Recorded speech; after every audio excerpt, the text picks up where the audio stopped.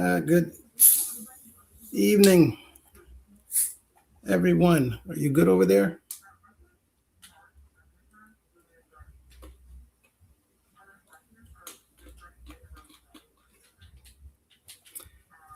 Making sure that everything is all set.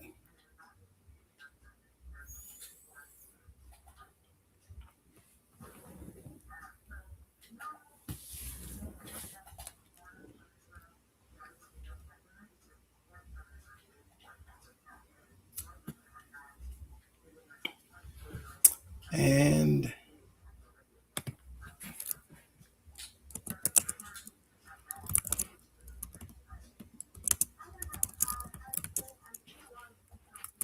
can you hear me okay?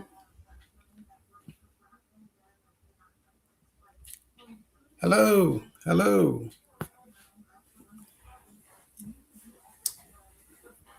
Making sure that everything is up and running.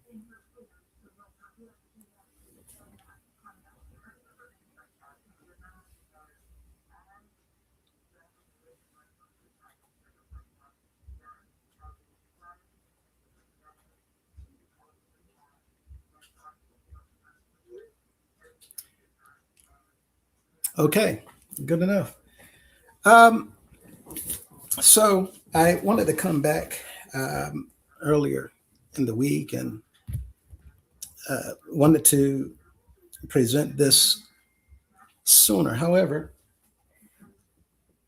we're going to jump right on in here. Okay. And apparently everybody can hear okay. So, first of all, good evening, everyone. And let me make sure that this is clear. It looks like it's smudged a bit.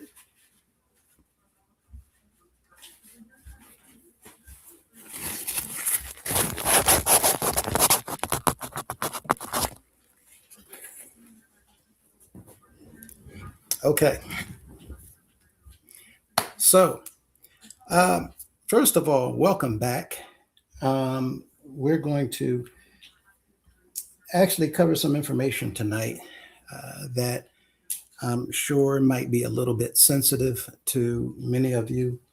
Um, and the hope is that you all simply understand what it is that we're actually presenting and where it is that we're coming from. So hopefully, um, everyone will just take in the information, take it for what it is. We're simply making you aware. And it is necessary for all of our members to understand what it is that we're going to be covering tonight. With that said, once again, welcome back. We're glad to be here. We know that it's been a pretty long week. However, another weekend is upon us. We're hoping that you all enjoyed your uh, Sabbath today and that you're enjoying your weekend so far. So, with that in mind, let's go ahead and jump right in. Make your comments known, questions that you might have. We'll get to them. If not during, then we'll get to them at the end. So, jumping right on in. So, we started off last week talking about the General Council's resolution. They had put together a resolution and we read it last week. We did not go into extensive detail. Um, that's what tonight is for. However, with that said, we need to cover just a few basics and we're going to build up on that. So, a property deeds is what we're going to be talking about starting off. A property deed is a physical legal document used to transfer ownership, which is called a title, of real estate from a seller called the grantor. I'm granting you something, to a buyer called the grantee. To be valid, it must identify, to be legal, to be legitimate. It must identify both parties, the grantor and the grantee. Include a legal description of the property, the deed, and contain transfer language, meaning that the property is going from one to the other in clear language, and be signed by the grantor. To help you better understand what makes a deed legitimate or valid and how the process works, you can watch a quick breakdown. We have a few videos posted. I'm not putting up the links, I'm just reading to describe what they are. But common types of deeds. You have one, a general warranty deed. This type of deed gives the buyer the most protection. A general warranty. It has a guarantee. The seller guarantees that they have a clear title and will defend it against any claim, even from past owners. Claims are like liens. If there's debt that you owe and you have not paid, individuals that are your creditors, they can actually file to have a lien placed against your property. In the event that you are to sell it, what you owe them will come out of that purchase. That's a lien. A warranty deed, a general warranty deed, is free and clear. It's guaranteed to not have any debt. It's not to have any issues with the title at all. And you're going to see exactly what I'm talking about as we get into the video. Special warranty deed. The seller only guarantees protection against claims or defects that happen during the time they owned the property. Many people don't build a property right out the gate. Many people purchase properties that were already built, already erected, already functioning. And many times you'll run into this type of a deed. A special warranty is the individual actually guaranteeing certain things while it was in their possession. Prior to them purchasing it, which is why they keep that data, is sales history. Prior to the date that they purchased it, they have nothing to do with this. They're not guaranteeing anything about that, whether it's a sewage pipe, a water pump, or whatever, only the time that they had it. A quit claim deed is what we're going to jump into. A quit claim deed. These types of deeds transfer whatever interest the seller has with no warranties or guarantees whatsoever.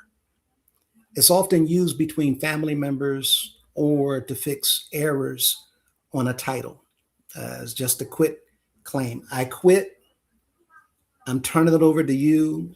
Whatever is with it, it's coming as is. Just like you purchase a vehicle as is with no warranties, that's pretty much what a quit claim deed is. Now, with that in mind, look at this. This is a little bit complicated to many people looking at it. But I want you to look at the writing. All the black and white, you see United House of Prayer for all people, United House of Prayer for all people, United House of Prayer for all people. What this is a data collection of one property that transferred ownership. Okay. One property that transferred ownership. And with the property transferring ownership, let me blow this back up again.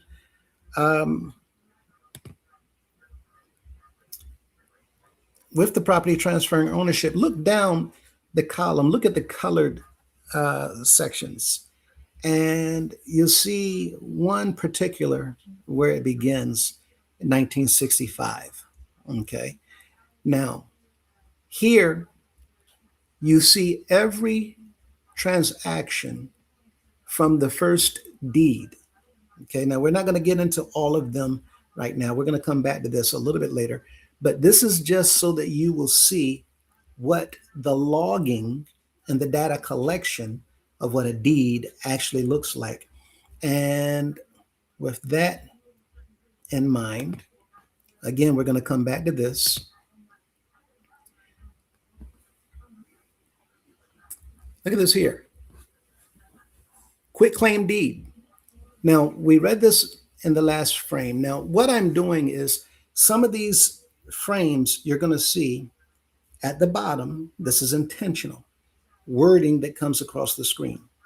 What I'm showing you is how to research and look up information online. All of this, for the most part, is an AI bot.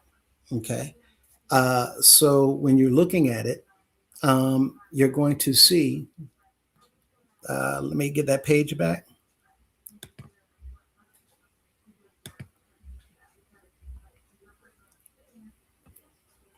When you're looking at it, thank you, you're going to see the bottom line on some of the slides is going to be at the top of the next slide. That way you actually know that all of the information is consistent. It's not anything that I'm throwing in here. I ask a question and then you're going to see AI tell you the answer from AI's perspective, not mine. I'm not making this stuff up. I'm just going to be reading what it is that you see the computer spit out. So here, key rules of deeds. Signing only the grantor. Now, this is important because you're going to see some things that's going to stand out. It's going to be pretty strange. Signing only the grantor, the person giving up the property, must sign the deed. The grantee does not need to sign the deed. Only the grantor needs to. Now, it's not a big deal if the grantee does actually sign it, but it's not necessary. No one's going to ask them to sign it. And you need to remember that so that you understand why I'm saying this now going forward. Notarization. Most states require the grantor's signature to be notarized to prove it was done willingly. Why not the grantee? Because I don't need to notarize that I'm receiving property. You need to notarize in most states that you're giving away property. And the purpose for that is because the state wants to have a record of where the person receiving it got that property from. Therefore, if anything comes up, Mm, right? that's interesting. Let me make this back big, but that's very interesting. Yeah. Uh, and the reason is because things may come up. Keep in mind, when people file paperwork downtown, they're not going to verify it. They're not going to check it. They're not going to make sure that all the information is accurate. They're not investigators. Okay. They just are looking for certain information. Did you put in A, the answer to this question? A. Did you make sure that you put B in? Did you make sure you did C? Did you make sure that you signed it? Did you make sure that you added this information? All of that is there. Okay, let me see. All right, you got that. You got that. Good enough. And they will take it, stamp it, and they will file it. They're not interested in verifying or confirming the information on that document. They only need to make sure that the information that they want is on the document so that if something comes up later down the line, now they can pull this document and they find the information that they're looking for and they know who to catch up with because that information will lead them to who the property came from. So if there's a problem with the property, now they can track that problem. You were thinking something about what I just said? No, no, I mean that's just good information, good to know. I found it to, just be very interesting.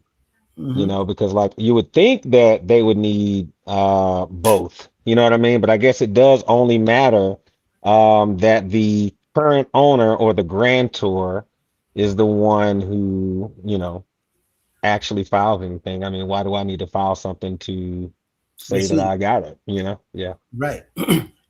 If you're giving or selling a seven, eight, $900,000 home, $20,000 car, $1.8 million property, they want to know that individual where you got it from. As long as nothing comes up, It's all gravy. Mhm. However, if something does come up, they're going to be knocking on that person's shoulder. Many people all the time purchase things that are questionable, but Mhm. the government knows that, right? Anytime many people are looking for used items, everybody don't buy brand new. I happen to Mhm. think that it's not the smartest thing to purchase brand new, because it's Mhm. going to lose a lot of its value Mhm.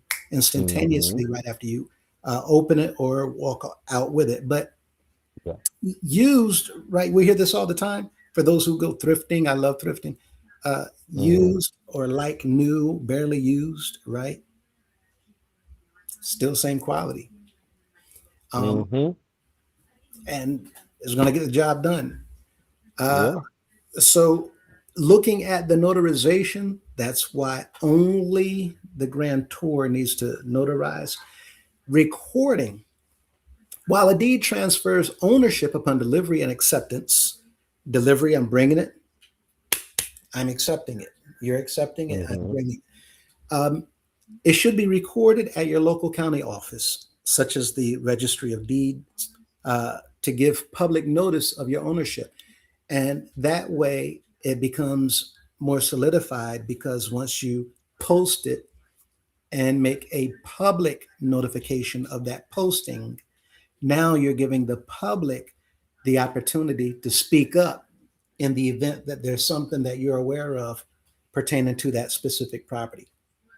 Now, this is going to be Mhm. difficult because people don't know when property ownership is changing, right? Which is why it's so easy to do what we're going to talk about tonight. But again, when something comes up later, what you do today, I don't know anything about. I'm not reading all the newspapers, we're not checking them all out. And I'm certainly not going to find this little teeny tiny 7 by 3 inch ad or posting that you put in yesterday's post Wednesday afternoon. No Mhm. one's going to know about it. But what makes it legal is the fact that you actually posted it and made it public notice. Mhm.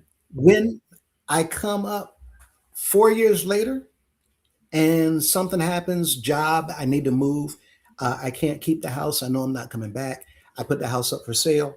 All of a sudden, my insurance company tells me they did a title search, and for whatever reason, Mhm. there's a problem with me selling the house. Or wait a minute, what do you mean there's a problem?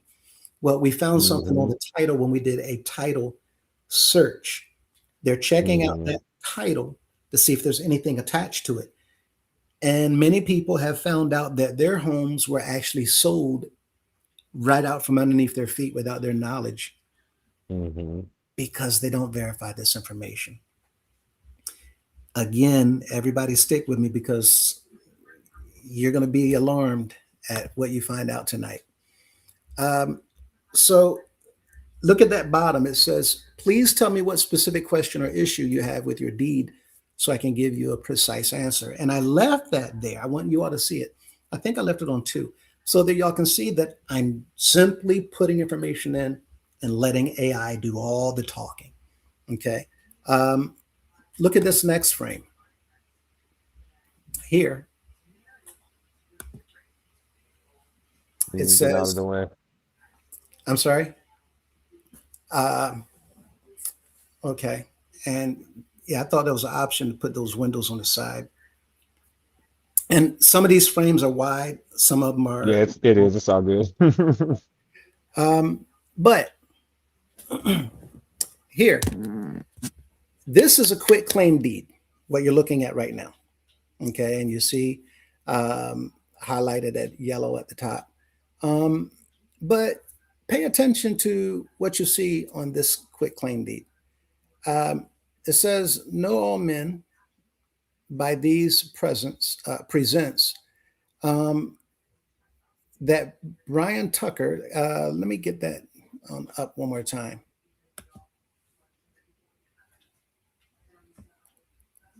Can you blow that page up again?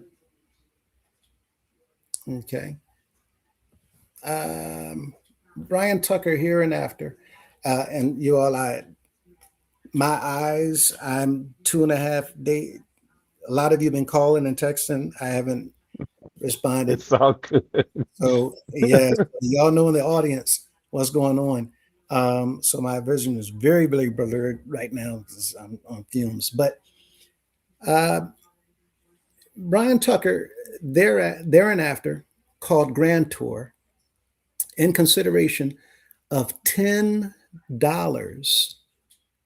and other valuable consideration to the Grand Tour. That means I'm receiving, the Grand Tour is receiving $10 to the Grand Tour in hand, did at and before the sealing of these presents by the United House of Prayer for all people of the Church on the Rock of the Apostolic Faith, thereafter called grantee. So the House of Prayer is the grantee. The House of Prayer is the one receiving the property. Brian is the one giving the property. Okay. Um, in the state aforesaid, the receipt of which is hereby acknowledged, have granted, the grantor has granted, bargained, sold, and released for $10, sold and released, and by these presents do grant, bargain, sell, and release unto the grantee herein the property described as follows. Now, we're not going to read all of that, but who is the grantee in this specific deed? Well, if you look at the red arrow at the bottom of the page, you'll see it says the grantee's address is 1665 North Portal Drive, Northwest Washington, D.C.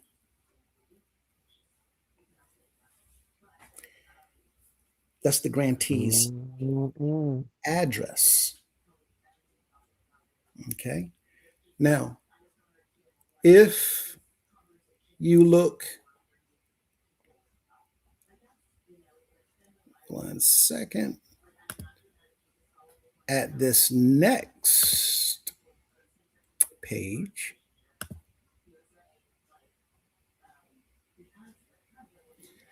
you'll see at the top,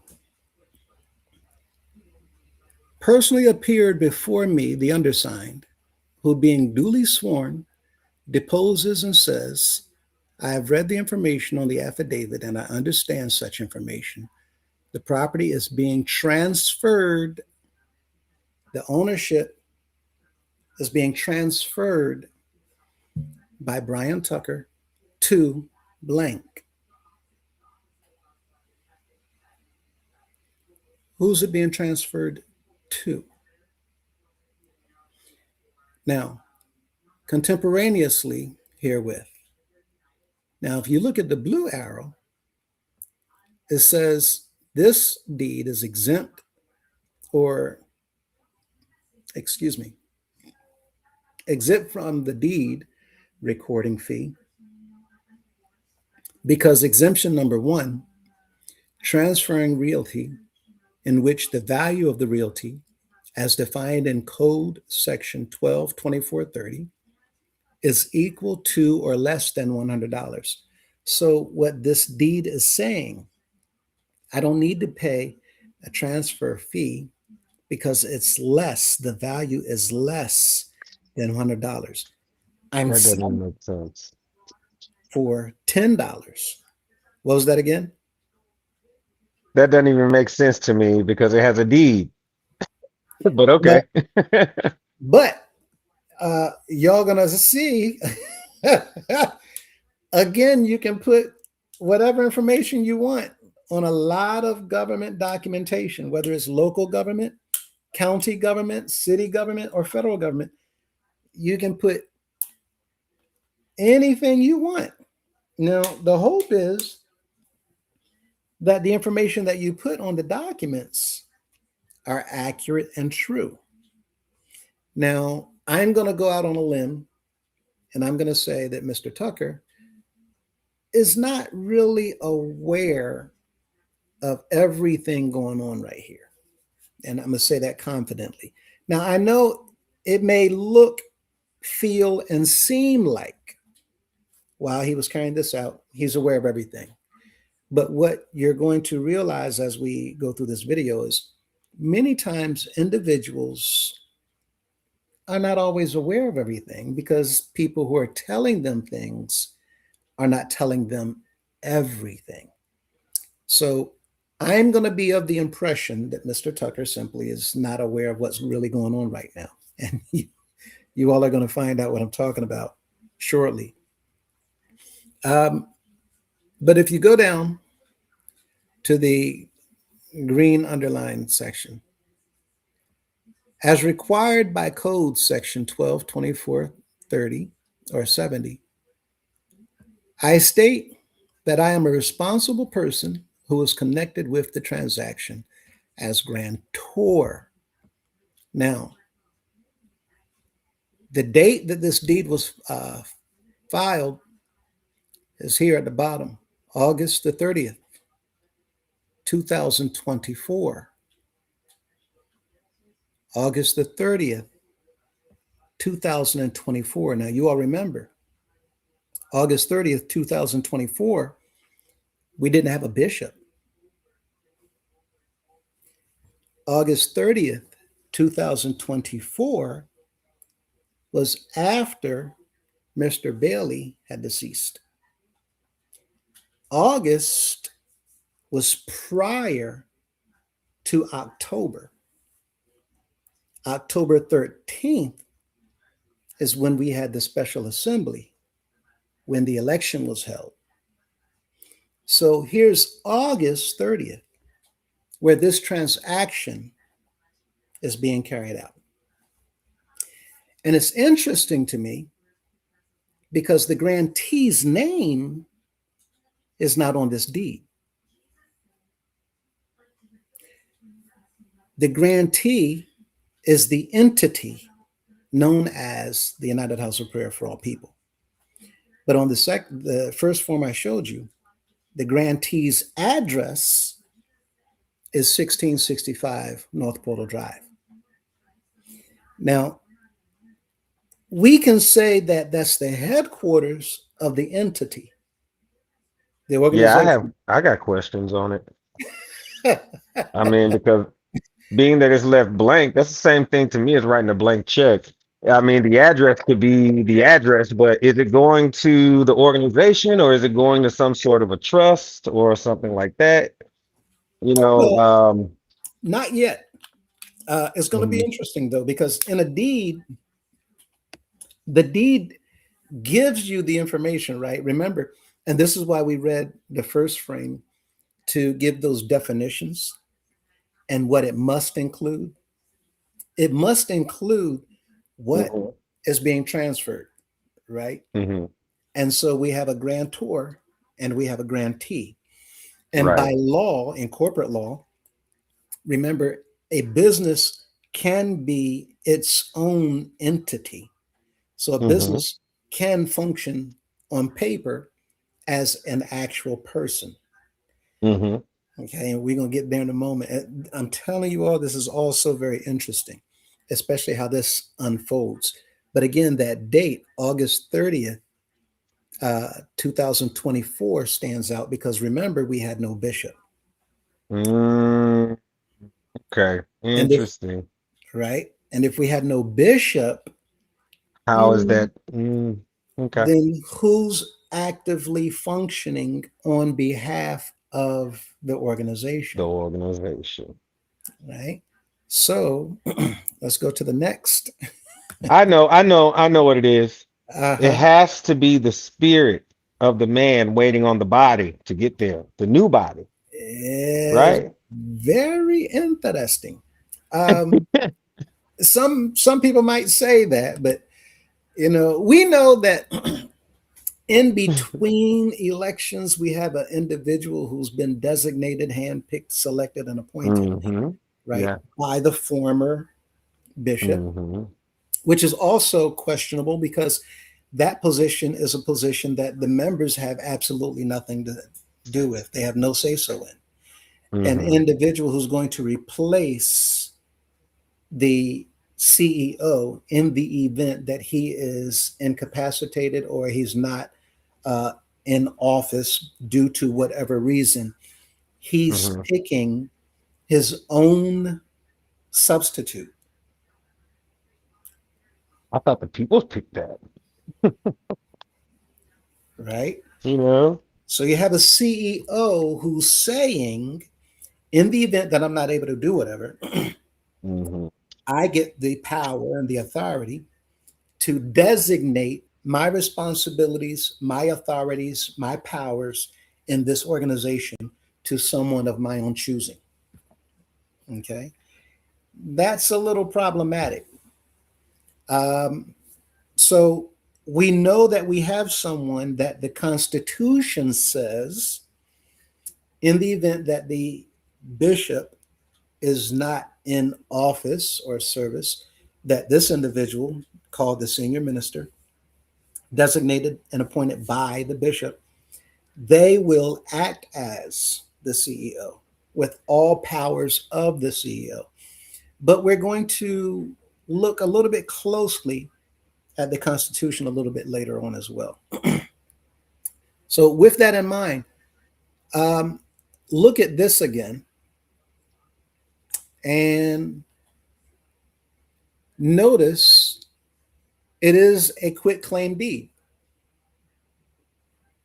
But also notice it's not the same quit claim deed. But also notice if you look at the description, this description tells you that it's talking about the same property. Okay. Now, at the top of this quit claim deed, it says, know all men by these presents that the United House of Prayer for all people of the Church on the Rock of the Apostolic Faith, hereinafter called grantor, the last deed, the House of Prayer was the grantee. This deed, the House of Prayer is now the grantor. Watch carefully. The House of Prayer, hereinafter called grantor, Hmm. in consideration of $10, the same amount of money that the last grantor received to sell the property to the United House of Prayer for all people. Well, now the House of Prayer is coming back, and the House of Prayer is now saying, well, I'm going to quit claim this deed. For $10, I'm going to give it to someone else. Now, watch.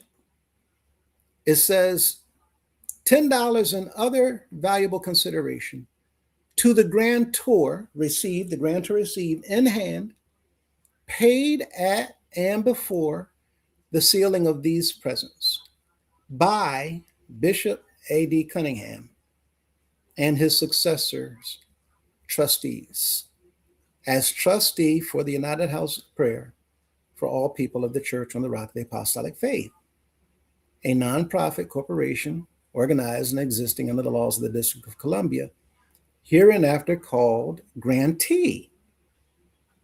Hmm. So I'm going to read the bottom of this, and we're going to come back, explain what's going on here.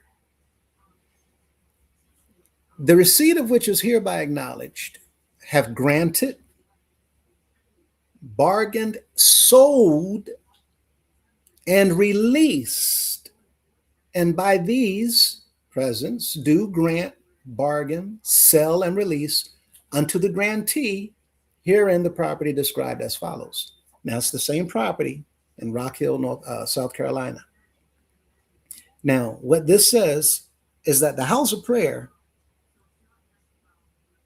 just sold a property for $10 to Mr. A.D. Cunningham, the trustee on behalf of the United House of Prayer for All People.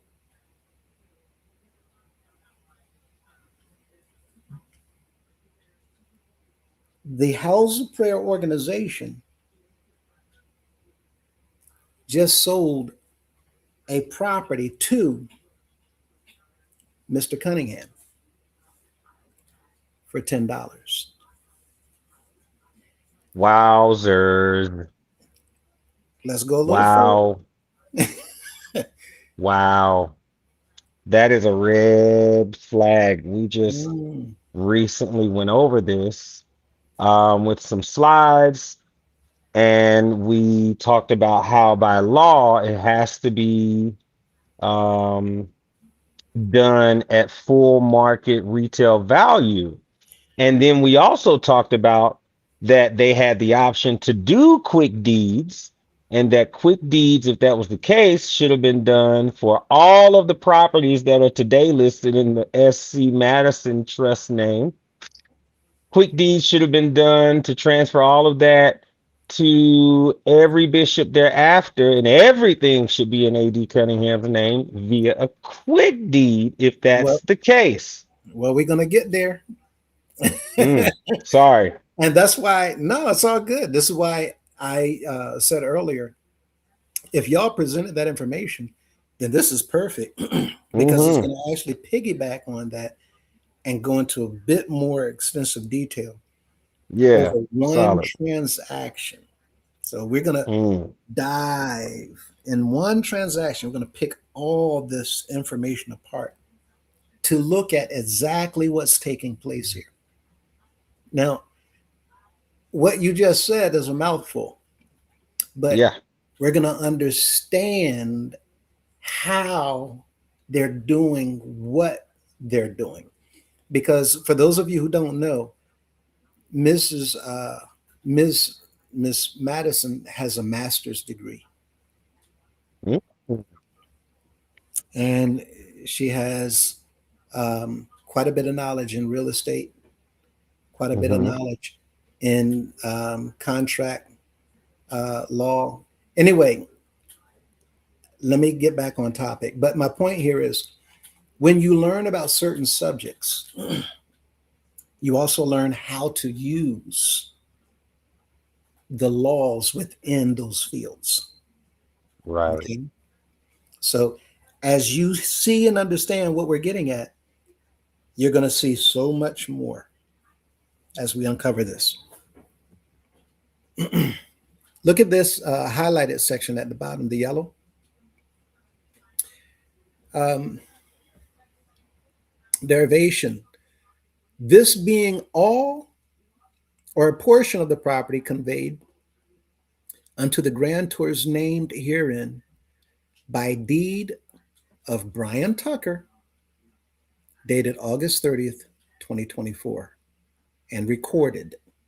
Now, this is showing us that this is the exact same property that Mr. Tucker came, quit claim deeded to the House of Prayer for $10.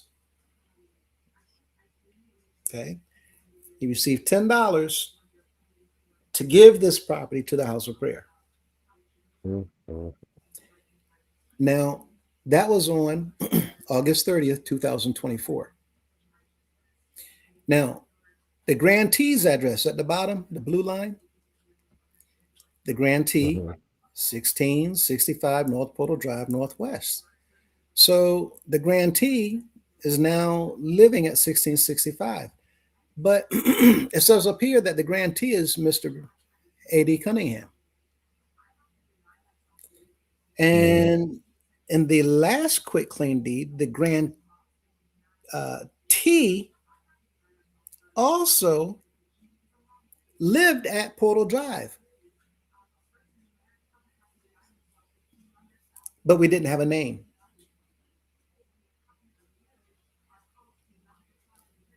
The grantee in this contract, this deed, lives at Portal Drive.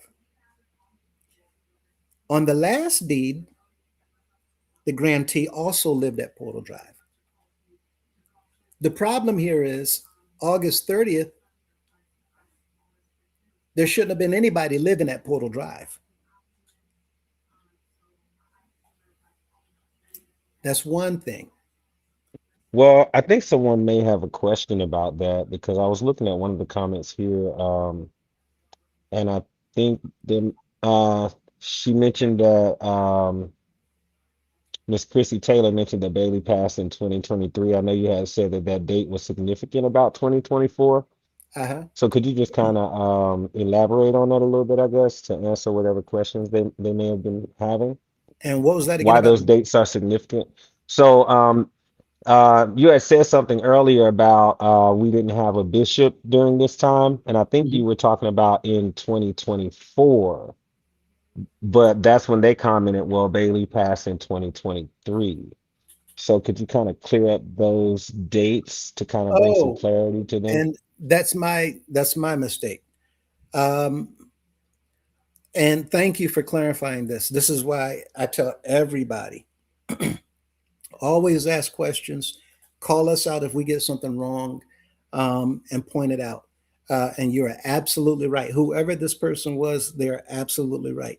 The date was October 13th, 2023, when Mr. Cunningham put himself in the seat, um, Hmm. with the council's assistance. So uh, let's not any longer look at August 30th, 2024. And thank you for that correction. Everything else is what we're focusing on. I kept talking about August 30th because at that time I was linking that to the other things that I had spoken of before that shows clearly that there's things done uh, prior to the election that put Mr. Cunningham in the seat as the bishop. And all of that is solid, rock hard evidence. Nobody can dispute it. This that I said tonight not only can be disputed, but it should have been disputed because we don't want inaccurate information to go out. If we're not sure of it, then you're going to hear me say I'm uncertain. But with that, as I said, I'm on fumes, and that date stood out to me 24 because there's some other things that should not have been happening that were happening. So my apologies on that date, and you're absolutely right.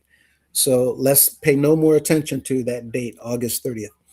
Um, However, looking at this portion of the deed, what we're seeing a few days later, after August 30th, okay, you see in October 21st, this is not even 60 days. So somewhere around 45-ish days, this quit claim deed was filed. Okay. Now, again, you all need to understand why this is important as well, because it shows intent.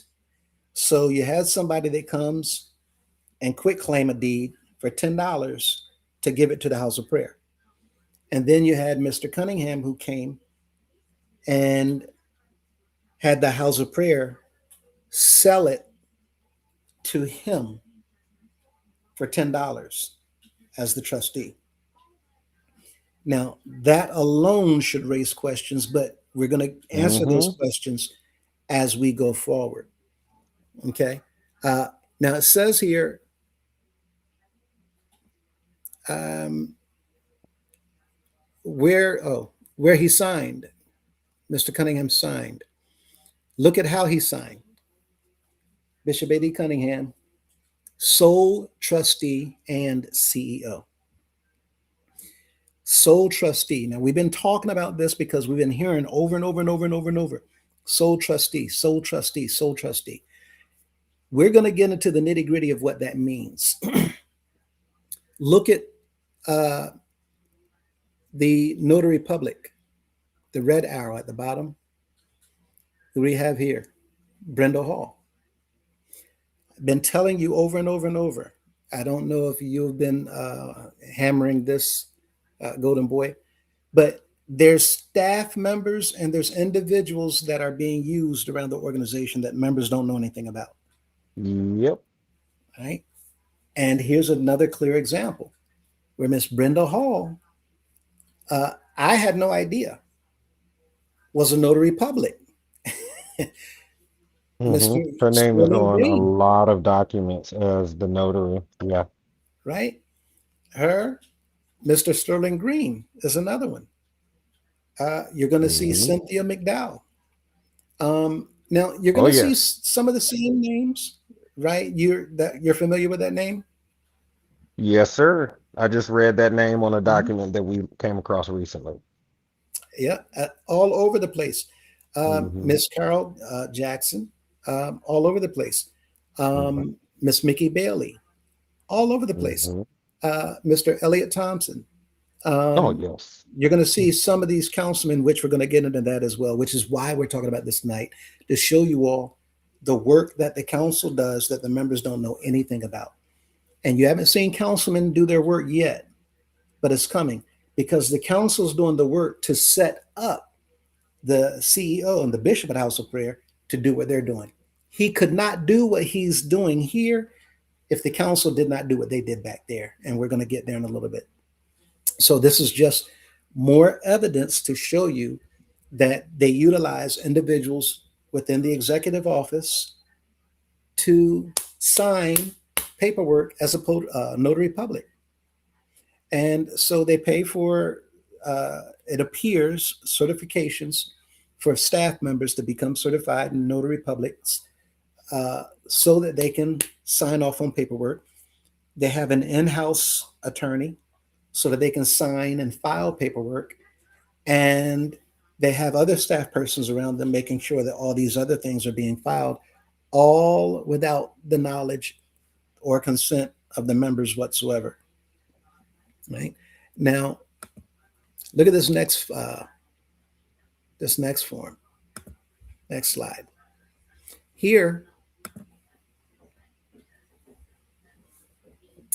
we see the yellow arrow at the top. Now it's going over the same quit claim deed. I've read the information on this affidavit and I understand such information. The property being transferred by the United House of Prayer for all people of the Church on the Rock of the Apostolic Faith to, it's being transferred to. There's a difference with someone being in a position and speaking on behalf of an organization. There's a difference between speaking on behalf of versus property being transferred from the organization to me. This is clearly saying property was transferred to me. And remember, money was paid. $10 was utilized in this transaction twice. $10 came from Mr. Cunningham as the United House of Prayer for Mr. Tucker. Now, again, I'm glad that this individual brought that date up because August the 30th, that blank that was there, that blank should have had Mr. Cunningham's name in it because August the 30th of 2024, he was at that time the CEO and the bishop. Is that not correct?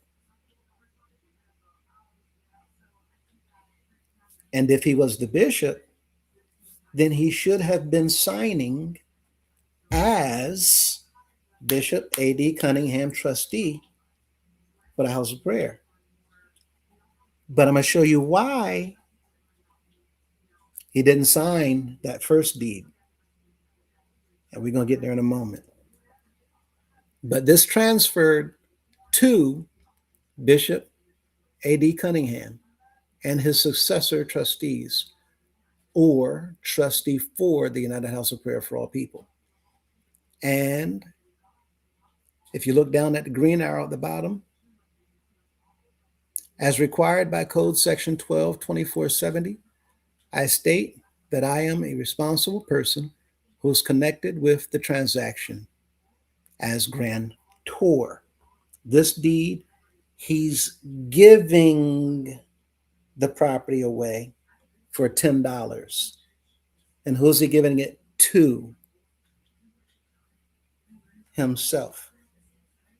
So, as the trustee of the organization, he sold, apparently, according to this quit claim deed, it appears that he sold the property to himself as the trustee, and he sold it to himself as the trustee and successors or trustee. Now, this is all confusing to some people, but when you add one word to a name, Shaking my head. it changes the entire name. So when you say trustee for the United House of Prayer for All People versus successor trustee or trustee for, now you're talking about a different person altogether. And that's how the law works. You'll see this in a moment. You see Brenda Hall signed at the bottom, and you see the bottom over here, Mr. Cunningham signed sole trustee and CEO. And you're going to learn why he did that in a moment. Look at this next slide. Now, if a company hires a CEO, what was that question? Somebody said, let me get this right. Oh, I'm sorry. Um, if a company, Sorry, that was just for the viewers to read as we're continuing along. Sorry. yeah, no, it's all good. If a company hires a CEO, do they generally change the deed to the property and put it in the name of the CEO as the trustee? Or does the property generally remain on the deed in the name of the company? AI says no, the property deed remains in the name of the company. Hmm. When a Hmm. company hires a new CEO, they do not change the deed to put it in the CEO's name, even as a trustee. Hmm. Why the deed stays in the company name? That's the Separate. question we posed is why aren't all of these edifices, as we call them, why are they not all in the name of the organization? Yeah, and that's coming up. Yeah. Like I said, I figure because I know how y'all go ham on some of the subjects and y'all dig in as much as you can to pick it apart. Mhm. So uh, when y'all see some of the slides coming up, you're actually going to see what Golden Boy is talking about. So you're going to see the names in different places of different individuals and how they did Mm. what they did as we explain why they're actually doing it so that it will all make Ooh, sense to everyone. I Right. knew this would be good. So, why the deed stays in the company name? Why is it supposed to? Why should it? Why would a CEO keep it in the company name? Why does a company keep it in the name? It separates legal entity.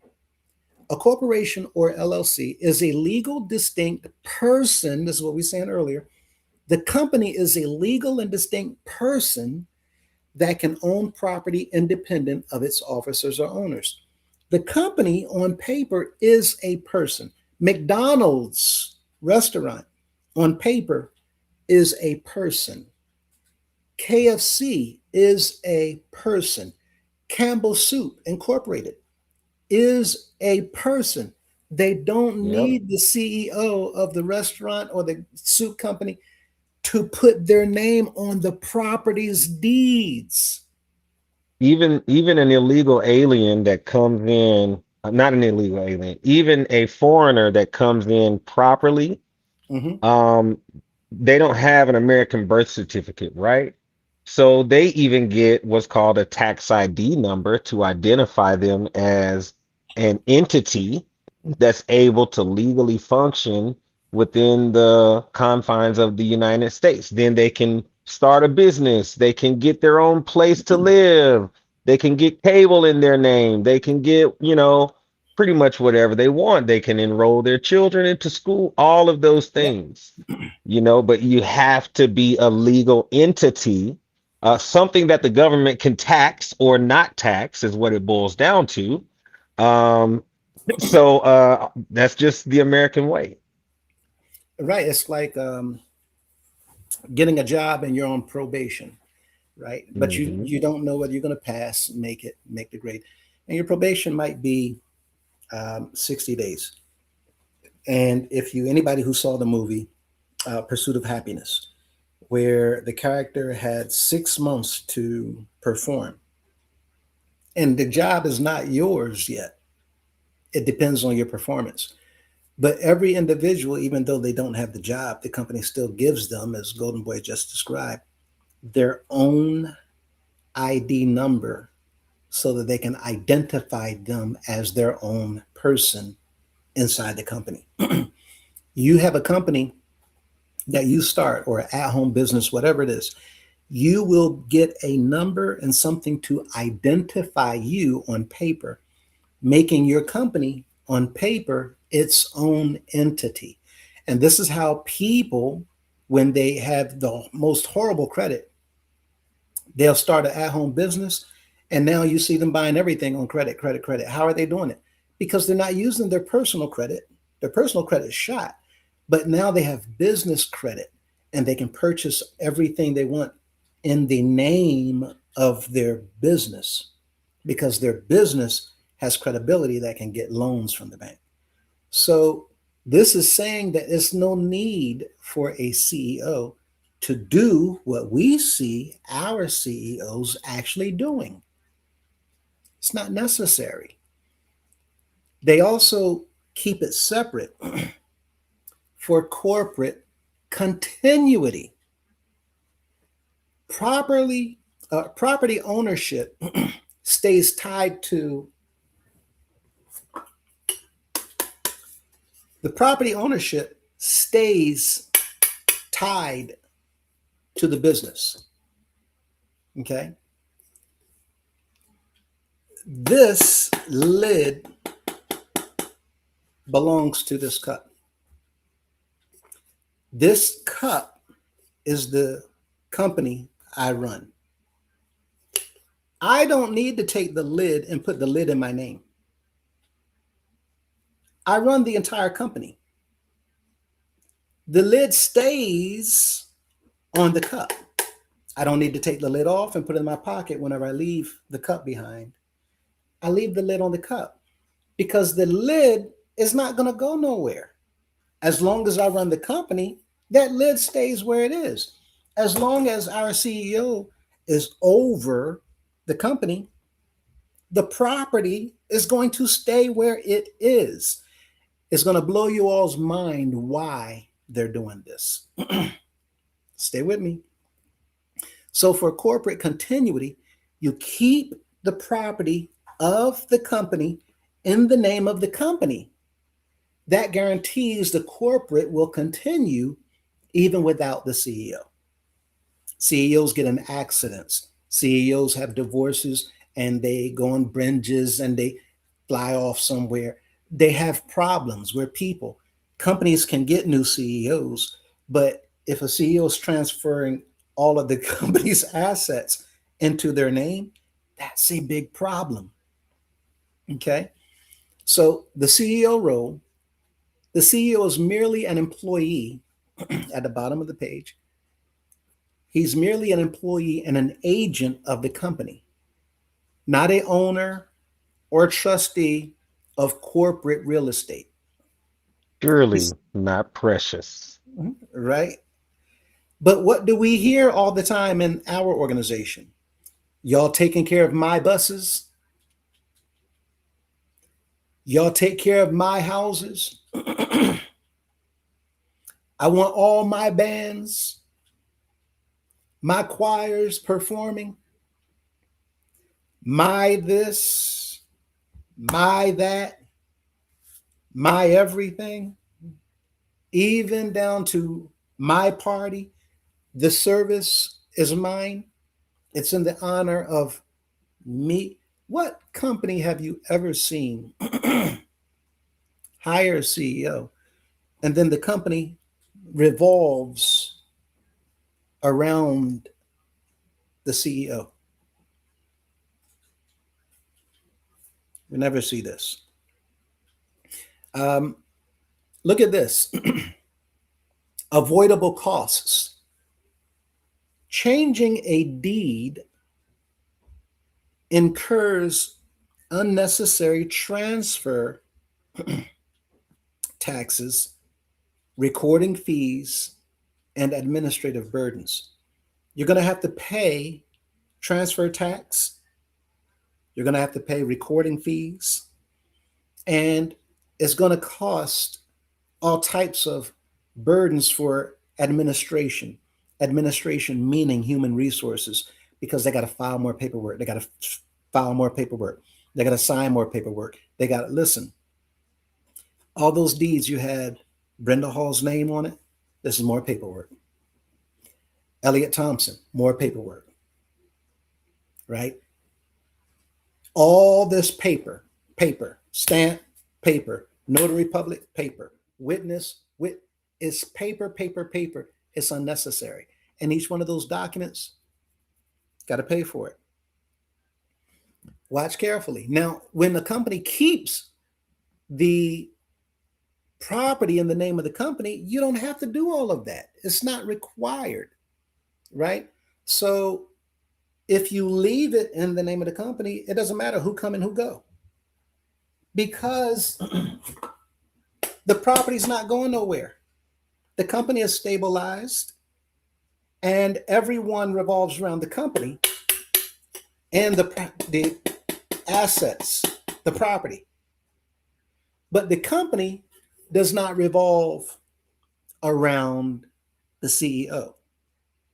The CEO is supposed to be looking after the company. So the CEO role we just talked about, look at the exception for corporate trusts. In a corporate trust, the only time a trustee's name appears on a corporate deed is if the company holds the property through a specific corporate trust. Even then, the trustee named is typically a financial institution, right? A financial institution or a legal trust entity, a company name, not the individual CEO, or maybe a representative of a company, but that person still will not be the CEO. Now,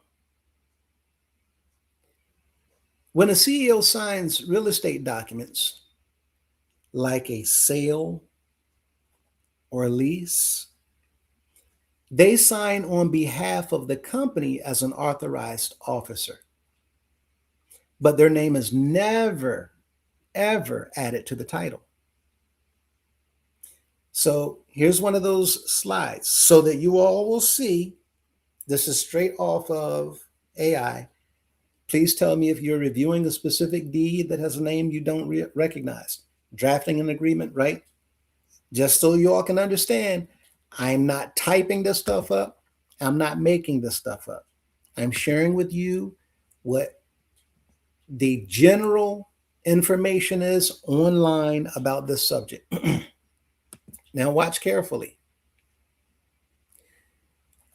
What if the company is a nonprofit or a church organization?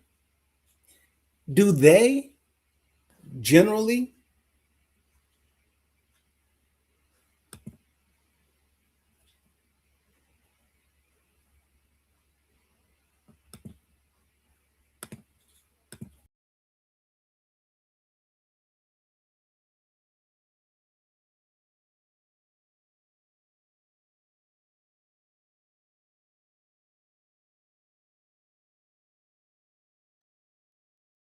1 second.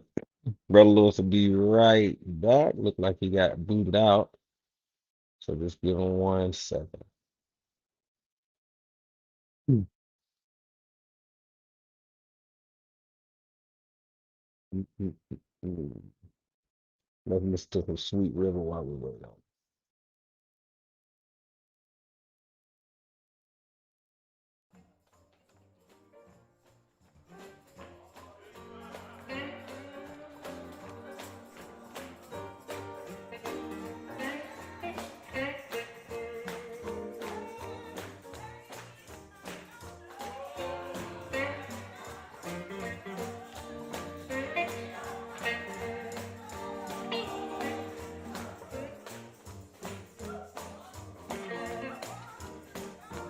'Think he got a phone call.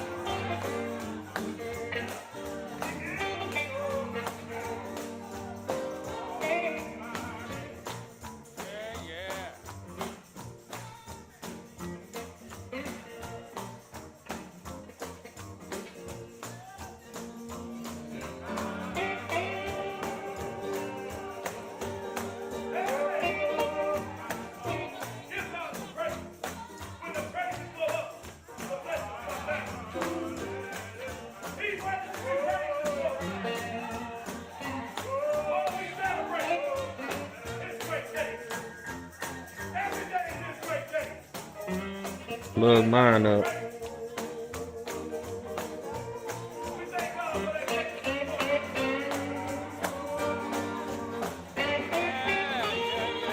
There we go. All right.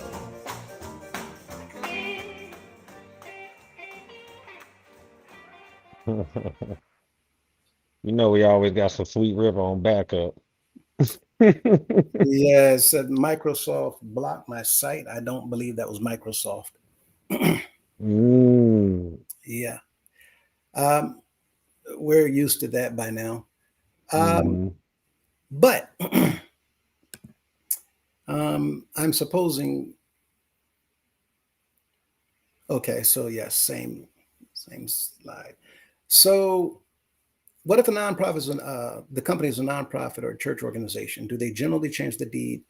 Um, and the answer, of course, is no. Even for nonprofits and church organizations, the property generally remains in the legal name of the organization, not the CEO.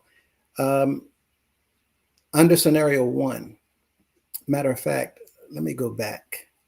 Did we finish that last slide?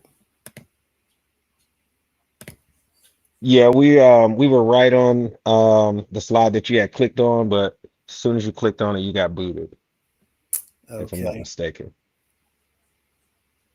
Yeah, But we just stayed right where you were. That's why I love this platform because like if you get booted, I mean it stays right where you left off. it So doesn't. Okay. Yeah, I hmm appreciate that. It's pretty sweet. hmm Um, so the exception for corporate trusts. Um, when a CEO signs real estate documents like a sale or lease, they sign on behalf of the company as an authorized officer, but their name is never added to the title. And yes, let me jump right back to that next one. Um, here, we're talking about churches, how they handle property slightly differently than typical corporations, depending on whether they are legally incorporated. Scenario number one, the nonprofit or church is incorporated. This is the most common. If the organization is registered with the state as a nonprofit corporation, it operates under the same continuity rules as a regular business. The deed, it holds the property strictly in the corporate name. The deed will have the name of that corporation, not the name of the CEO. First Community Church is the example here. And executive transitions, when a new CEO or pastor takes over, no changes are made to the deed. The organization's bylaws dictate who holds the signing authority to manage or sell that property. Right? So you have a group of people making those decisions, not one person. And again, you're going to learn why it's set up that way and why he signs things the way that he does as sole trustee. Look at scenario number 2. The church is unincorporated. If there is no corporation, historically or in specific traditional church structures, some churches operate as unincorporated religious associations, meaning they're not affiliated with or have anything to do with a 501c3. Because an unincorporated entity cannot easily hold property title on its own in some states, they actually use a board of trustees. When it comes to the deed, typically lists the collective board written as the trustees of Grace Church and their successors in office. And what that means is once they put that there, that's what stays there. It does not change. Even when it comes to executive transitions, individual names of the trustees, which might include a senior leader, but usually includes multiple church elders, do not get updated on the deed every time a person leaves. The legal phrase and their successors automatically transfers the property holding power. The property holding power. I have the power, the authority to hold the property. I'm the one holding the property. I'm the keeper of the ring, right? um, for those who saw The Hobbit, right? Only one person held the ring. That's the one with the power. Or in this instance, that person, they have the authority to do things, but the name of that property ownership never changes. I can do what I need, but the name of that property's ownership stays exactly where it is in the name of the board, the corporation, the business, whatever it is. And if you're going to put it in the name of the group, then what this is saying is and their successors, it means indefinitely. Whoever comes, whoever goes, whoever comes, whoever goes, whoever comes, whoever goes, that piece of paper stays right where it is. The holding power to whoever's currently elected to the church's board, bypassing the need to pay for and record a new deed. So why are we paying for new deeds? We are not. The people don't know that this is going on. The people aren't aware of this, but he is. He's paying $10. Mm-hmm. Right? In order to receive property from the house of prayer, he paid $10. Now that's for this one property. Now there's a lot of things we've been finding and coming across and got in the trunk that not going to have time to show, can't even talk about it. To come up later. This is one example, and I'm going to dive deeper and deeper and deeper into this one transaction so that you understand explicitly how this works. Why personal names are kept off of the title? Why keep them off the deed? Putting a property deed into the personal name of a CEO or a lead pastor, even with trustee attached, creates massive financial transparency issues. Title defects upon their death or departure, and unnecessary tracking burdens for the county that that deed is in. It's unnecessary. You're causing additional workloads for people just by updating a deed with a new name and a new name and a new name and a new name. That's not commonly done. It's not normal to do that. So look at the next question. When a CEO hired by a nonprofit organization, now y'all going to notice some of my typing. The more tired I got, I'm just saying. We hanging in there with you, brother Lewis. We hanging in there with you. It's Yeah, okay. No worries. this was a two and a half day event. Um, well, anyway, when a CEO hired by a nonprofit organization who gives themselves power as a trustee acquires or purchases real estate on behalf of the organization, is the real estate that was purchased to be placed in the name of the organization on the deed, or is the CEO required to put his name on the deed and add the word trustee to identify himself as such? What is the purpose of putting, now, y'all might say, well, we just answered that question. I know. I did it intentionally. Um, and let me see.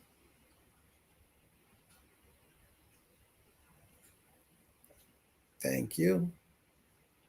Um, what is the purpose of putting their name on the deed instead of naming the organization as the owner? Why would they do that? Why would they know? Some of this we know, but I want y'all to see what AI says.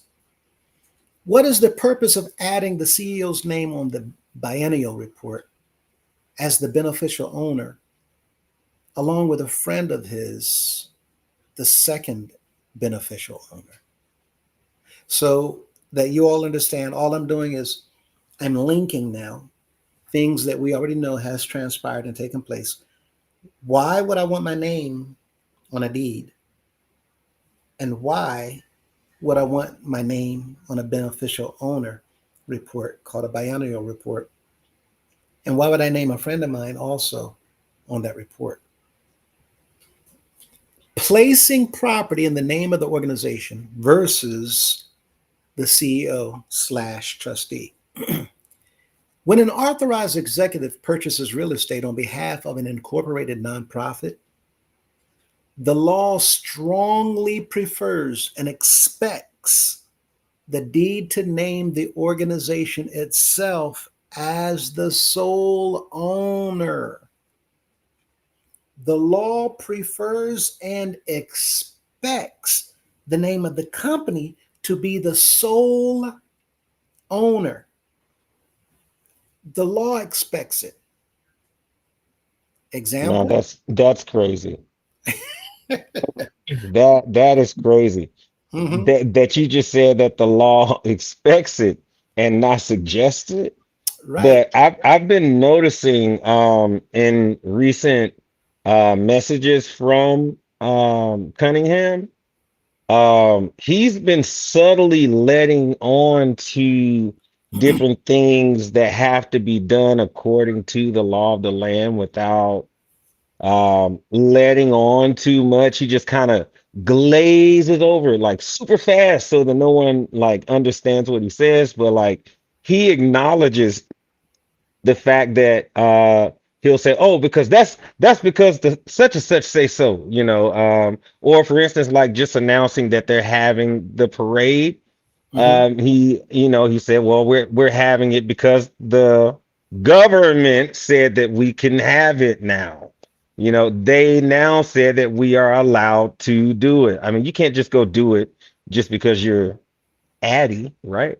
So, subtly he lets on to the fact that the laws of the land tend to prevail. So, Right. just an Unlike interesting before, where fact. it's I'm gonna do, I'm gonna do, I'm gonna do. Yeah. So it sounds like what you're saying. I haven't had time to even the recordings. I might be about Yeah. 13 recordings behind. Yeah. Yeah. Yeah. I understand why. It's a lot. Yeah. um, but hmm even with the recordings, it sounds like what you're saying is that uh, the little g is Yep. meaning that I can't do what I want to hmm do all the time. And this is hmm it's paramount. It's beneficial for the members to actually hear, understand, and take heed to what's happening. We're Mm-mm-mm-mm-mm. seeing more and more and more a backing away from the Yeah. idea that it's what I say hmm and no one can judge me. Well, we just said that as well, Ms. Mintz and I. We were pointing out on one of our recent lives, hey, you guys do understand that this is the little G here talking, So with that in mind, as you say so eloquently, um, like I don't know, man. Folks just got to wake up and look at the writing on the wall. I don't want to go much further than that. It's very telling, and for this type of questioning to come up, and all I'm doing is I'm asking questions that many people, many of you have asked me Absolutely. pertaining to some of these things, but so everybody can see it, right? hmm And so this says when placing property in the name of the organization versus CEO, there is no legal requirement, the second paragraph, for a CEO to include their personal name on a corporate deed. There's none, no legal requirement whatsoever. Placing the name of an individual officer on a deed as a trustee is an archaic holding method, meaning it is so old, it's dinosaur age. Why are we sharpening bones and so that we can So, dig so you're through saying mud? it's a tactic out of the archives, right? Is that what you're saying? Right. They had to go to the archives to pull that one out. No one Oh, thinks of that.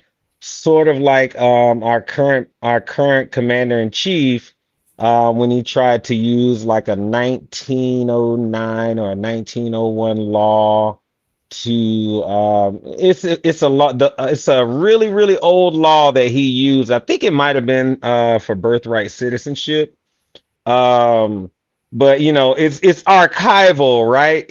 Sometimes they try to pull from old laws. They're still in effect, but we don't use them for a reason. You know what I mean? And so that's the mess up with the American government. A lot of times we have outdated laws, and then mhm. you can reach way back, and try to pull that into present day when it doesn't necessarily fit. And which is so which is exactly why we archive it, yeah. right? We're Yeah, not going and I'm not to. saying I'm for or against what the president has got going on right now either. I'm just using that as an example. Hmm. That's not to bring politics into any of this at all.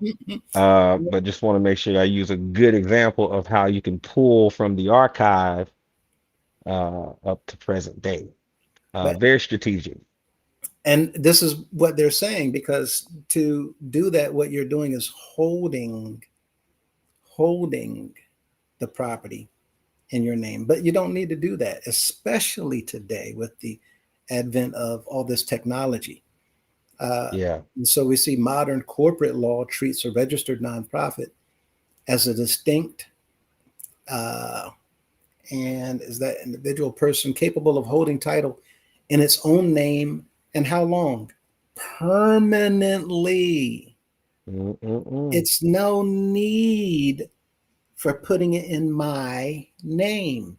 So why would I want to do that? Well, if I'm calling everything in the organization mine, like we talked about with my choirs, my Mm-hmm. bands, my buses, my houses, my this, my that, well, My then it Maybach. shows, right? It shows you have a personal interest in claiming. And we showed in the last video the profile of Mr. Cunningham owning 526 properties, having a worth of 549 million. How are you worth that much? And how did you acquire 526 properties? Well, then we showed the next profile picture was of the organization. And coincidentally enough, the organization is said had 526 properties. And it I said that it oh, was hold worth on. That one's 549 million loaded dollars. already. That was that one. Yeah, that Yeah. same information is what shows on Mr. Cunningham's profile. Mm-hmm. So how is it Wow. that he owns 526 properties? How is it that Right. he's worth $529 million? It's only showing that he has taken ownership of the Mm-mm-mm-mm-mm. property of the entity known as the United House of Mm-hmm. Prayer for All People. And I've shown you, and we're going to go there, not tonight, but we're going to show you that that number is way off. Mm-hmm. Yep. It's not even a drop in the bucket. Mm-mm. Nope, not at all. We didn't even go there. we, We just left it alone. we're going to show You know. y'all. We're going to show y'all. And Mhm. there's a reason why people do this. It's so that they can do whatever in the back. While you're looking at, the little grains up here, we got the boatloads in the back. So let's look at Mhm. this next page. And here, what is the purpose of putting their name on the deed as a trustee? If it is not legally necessary, a CEO who deliberately structures a deed to read Bishop whatever as trustee for whatever is typically doing so for two specific strategic reasons. One, eliminating board oversight. It's not good.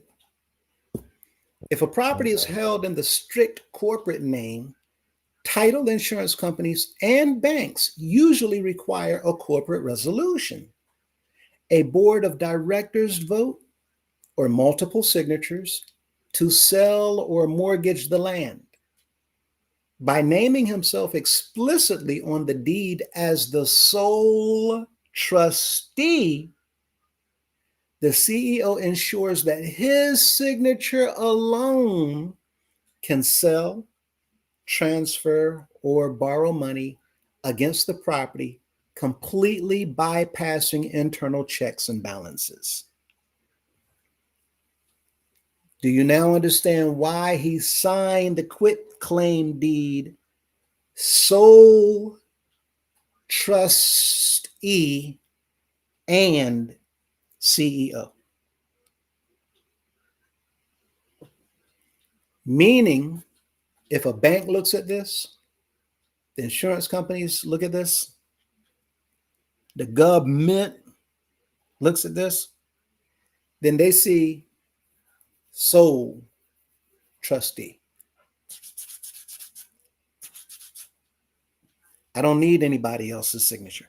I don't need anybody else's permission. Remember, one man, one man, one man. We don't have no 3 or 4 member tribunal, right? That's coming up too.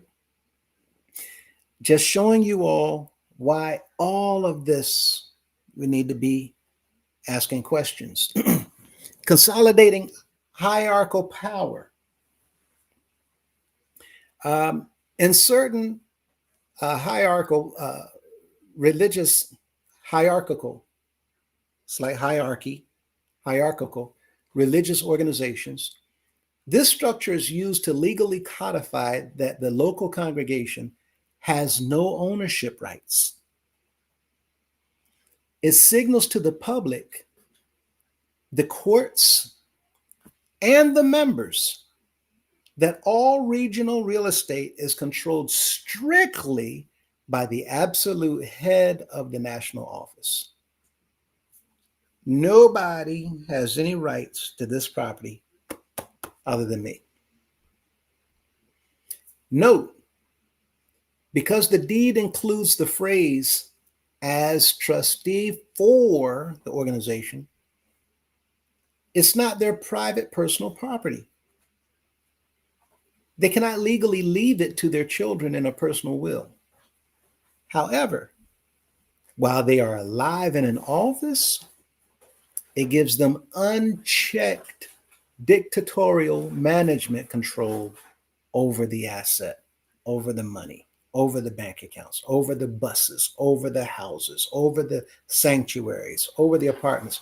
And this is why we keep hearing them say, my this, my that. You take care of my whatever. But the express language that's in the laws says that it's not supposed to be that way. But outside does not know what's going on inside. Here in this next slide, we see another document. This document is a confirmatory deed. Now, look at the top. The grantor, Bishop S.C. Madison, trustee. The grantee is Bishop S.C. Madison and his successor trustees. So what are we seeing? Mr. Cunningham is not the first one to do this. It seems that the other bishops were doing the same thing. And this is why we see the bishops' names plastered on everything. Cunningham Luxury Liners, Cunningham Products, Bailey Luxury Liners, Bailey Products. Matter of fact, look at the apartment complexes. Look at the buildings, the condominiums. Bailey Village, Yeah, Wilson Square, McCullough Courts, right? And soon, but go ahead. I think that's part of the tool of deception that they use, because when it comes down to the nitty-gritty, like when Miss Mintz and I have been looking into who owns these properties, these houses, these edifices as well. I want to differentiate these single and multifamily homes and apartment dwellings, differentiate those from the houses of prayers, because looking at the ownership of them, it's like, okay, so I don't know, man. All you see is all these different names and mostly SC Madison, and it just makes you raise a brow. I'll just say that and leave it alone. I don't want to say too much. Well, you're saying another mouthful, because what records will easily show is that a vast amount of real estate and other properties were brought forward in the name of Mr. Madison. Hmm. Oh yes, Okay. yes. Some of it was transferred from, yes, absolutely, But into mhm. go ahead. Into what? For instance, into like for instance, Charlotte number two. Charlotte number two was transferred from the SC Madison Trust to the C. M. Bailey Trust.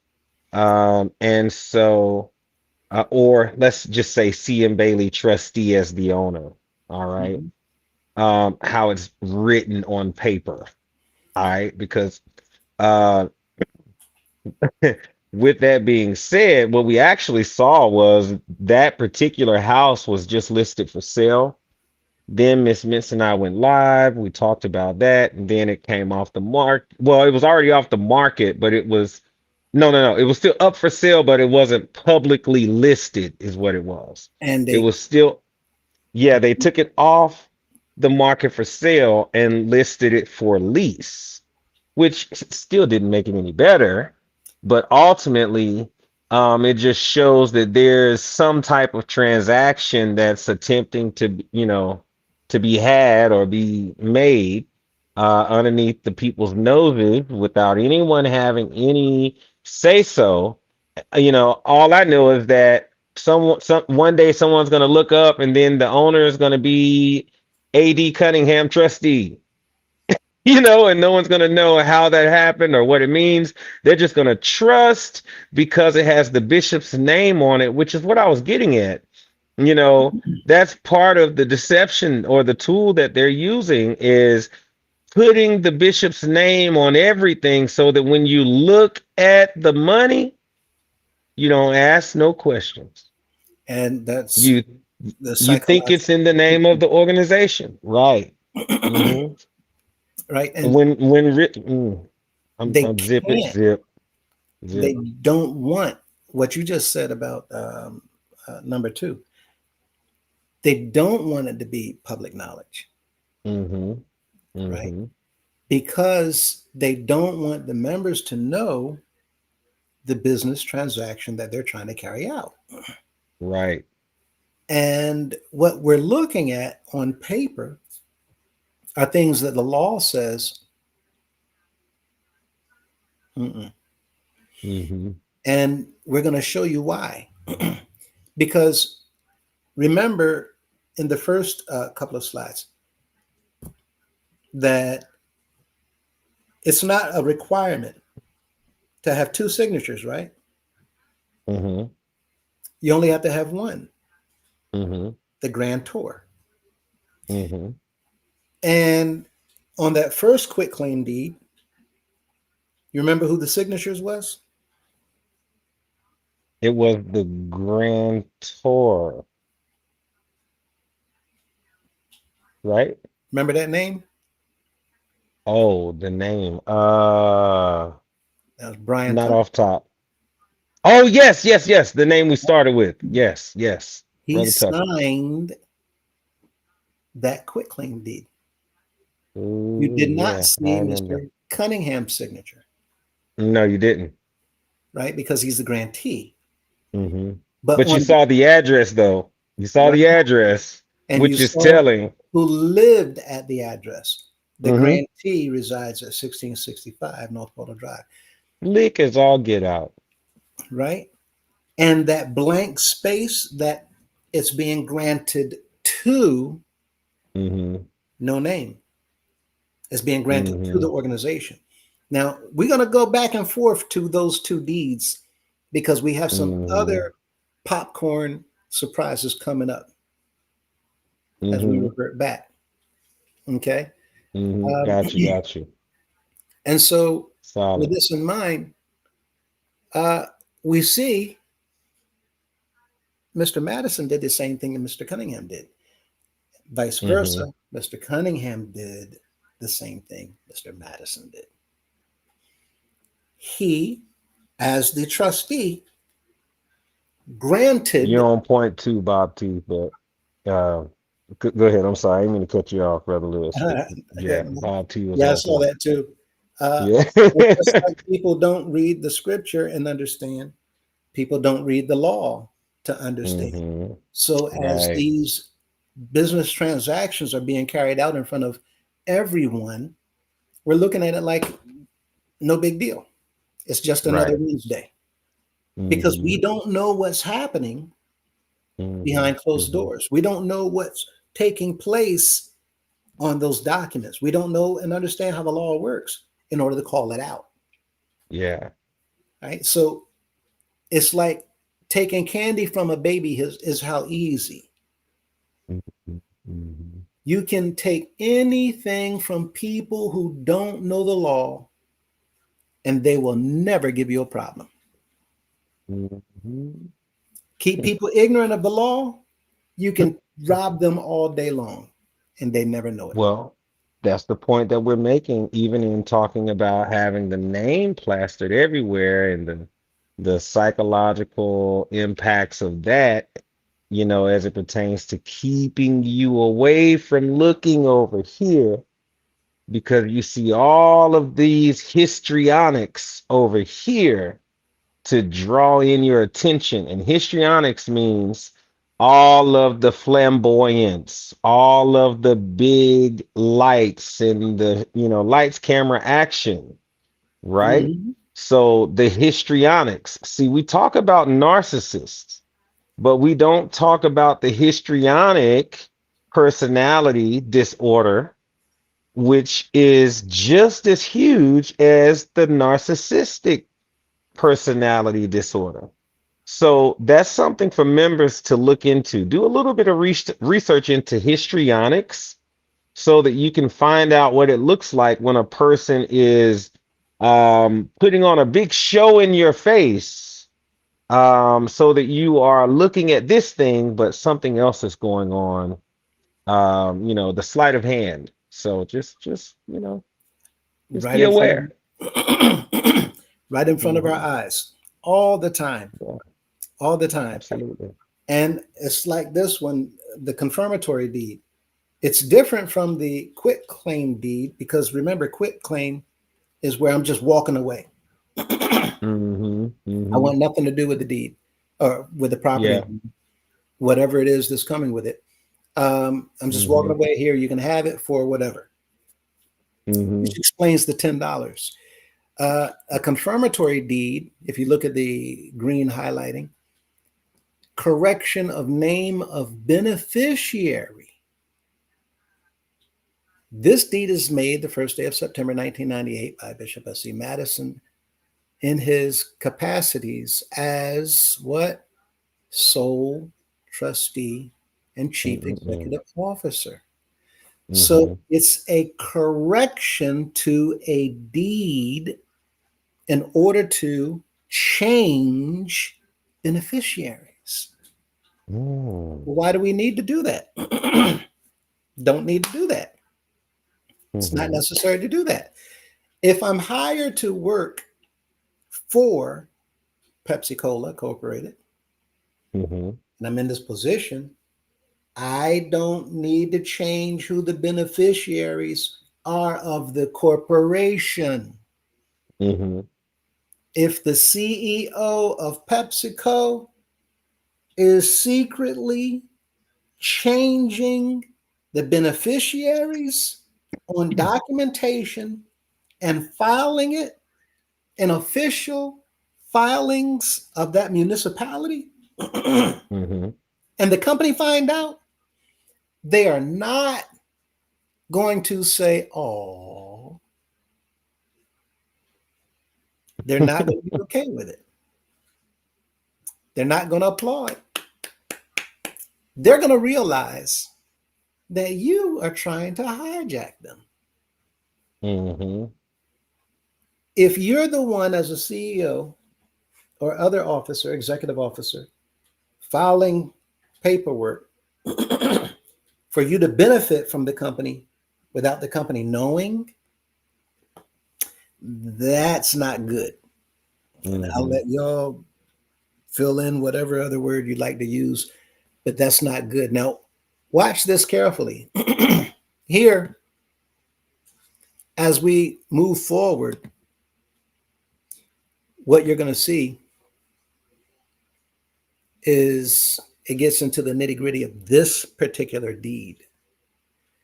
Now, C at the top, 1929, Bishop C.M. Grace, founder and first bishop, adopted the Constitution and bylaws of the church, which he amended from time to time. Y'all see that yellow arrow? Which he amended from time to time and continues to govern Mm-hmm. the affairs of the church. What does this mean? When it's in black and white, the law says, I don't care what year it was, if Mm-hmm. you did not change it, Mm-hmm. then that law, that rule is still in effect. Mm-hmm. Okay. Now, And I want to add that a lot of the documents do state this that mhm, have been filed. We pointed this out that this was a very interesting thing to always state, but we didn't have anything else to go on other than our gut feeling that this was very odd to include.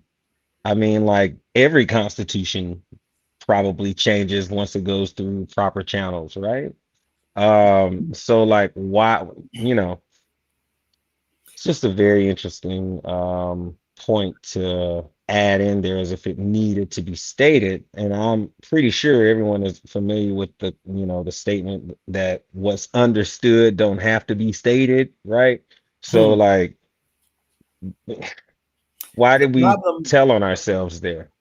the problem for us is we, as a general populace in our organization, do not understand a lot, and that's Hmm. exactly how they want it. Uh, Yeah. Oh yeah. more we don't understand, the more we don't perceive, the better. And it's for Right. reasons like this, right? Yeah. Um, because if you don't understand, you're not going to get it.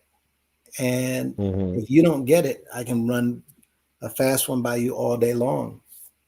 And this is Hmm. why this is important, because what this shows is even in this business transaction, a deed, a confirmatory deed, is being filed Hmm. somewhere without the member's knowledge. Confirmatory, you mean one that confirms? Right, confirming the beneficiary Hmm. of this deed, right? Hmm. Just like I the just wanted to make sure organization. you were saying confirmatory and not conformatory. Hmm. In my headphones here. So okay. Right? And it actually changes, as you saw, by correcting information. So Mm-hmm. you can file anything you want. Yeah. Everybody can file anything they want. And Hmm. you can file false information, Yeah. I was about to tell you better file it right in case somebody come back checking. right? But a lot of people intentionally file false information. I myself was surprised to learn that I'm the grateful and glad recipient of three properties. Uh, one Oh no, in they didn't. No, they didn't put it in your name. No, they didn't. one in Philadelphia, two in Oh, Virginia, geez. Wait a minute. and Oh, uh, they're right don't around tickle my soul like this. Because I 2.4. swear, Brother Lewis, I said if anybody ever did this to me, I'm going to be one happy cat. Because you got me all the way messed up. You getting an eviction notice. Is Listen, people do that it what happened? all the time. Trying to tell you all, we need Oh, my to good. understand Oh, my law. goodness. And just like I have real estate in Oh, my name, my I goodness. legally own it. I can do whatever I want with it. You can do, you're right. So they tried to steal your identity and you ended up with the upper hand because now They you bought did it in my name. they It's did mine. they did steal my identity. And I have an idea while I was in another business transaction, a partner of mine. Anyway, they don't yet know that I know. And Mm-hmm. instead of Mm-hmm. them quickly doing their other transactions, they actually added to their portfolio and purchased another home in my name. Um, Mm. what I'm saying, people, is you have to learn at some point in time that you can be taken advantage of if you're not paying attention by anyone. Ooh. Ooh, we. And what this Wow. is looking like Absolutely. in our organization, it Sheesh. appears, now it's not for me to determine for anyone. A lot of what I'm telling you, it's how I see it. It's my opinion.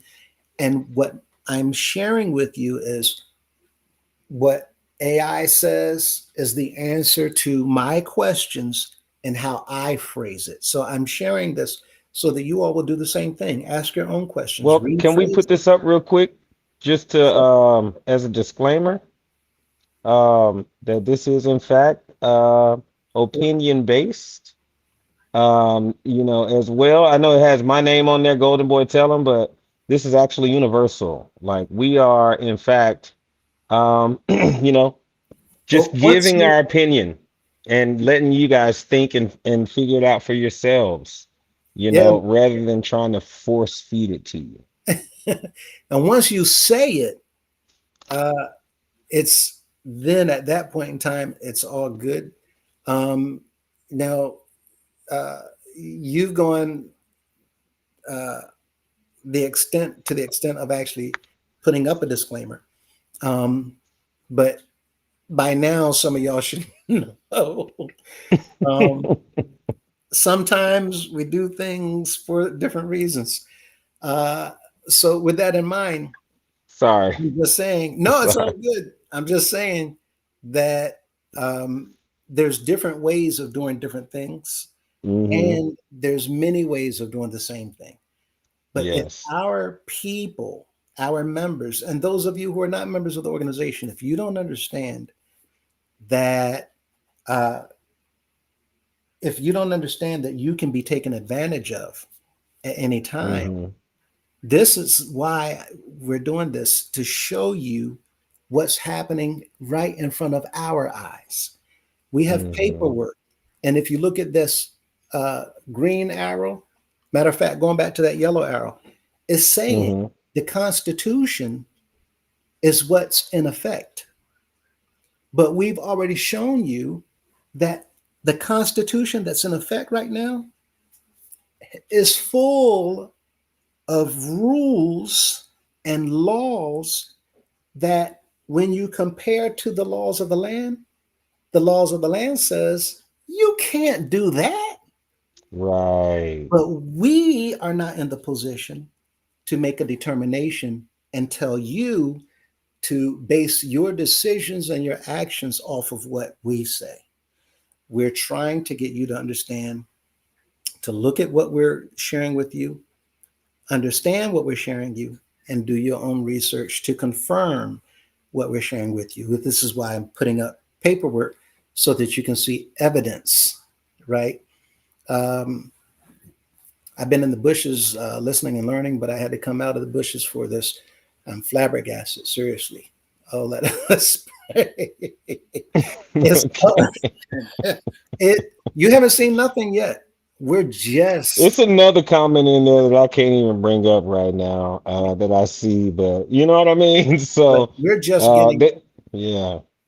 we're just And getting started. there's if anyone can't see it because it was on Facebook, they're just saying that this is a bunch of, you know, they said BS, but they spelled it out. So, I don't have to put that on the screen, right? Uh, they disagree with what they are, uh, the information they're finding out. They're disagreeing with how it's affecting them, ultimately. Uh, I know for a fact they're not disagreeing with what Brother Lewis is saying.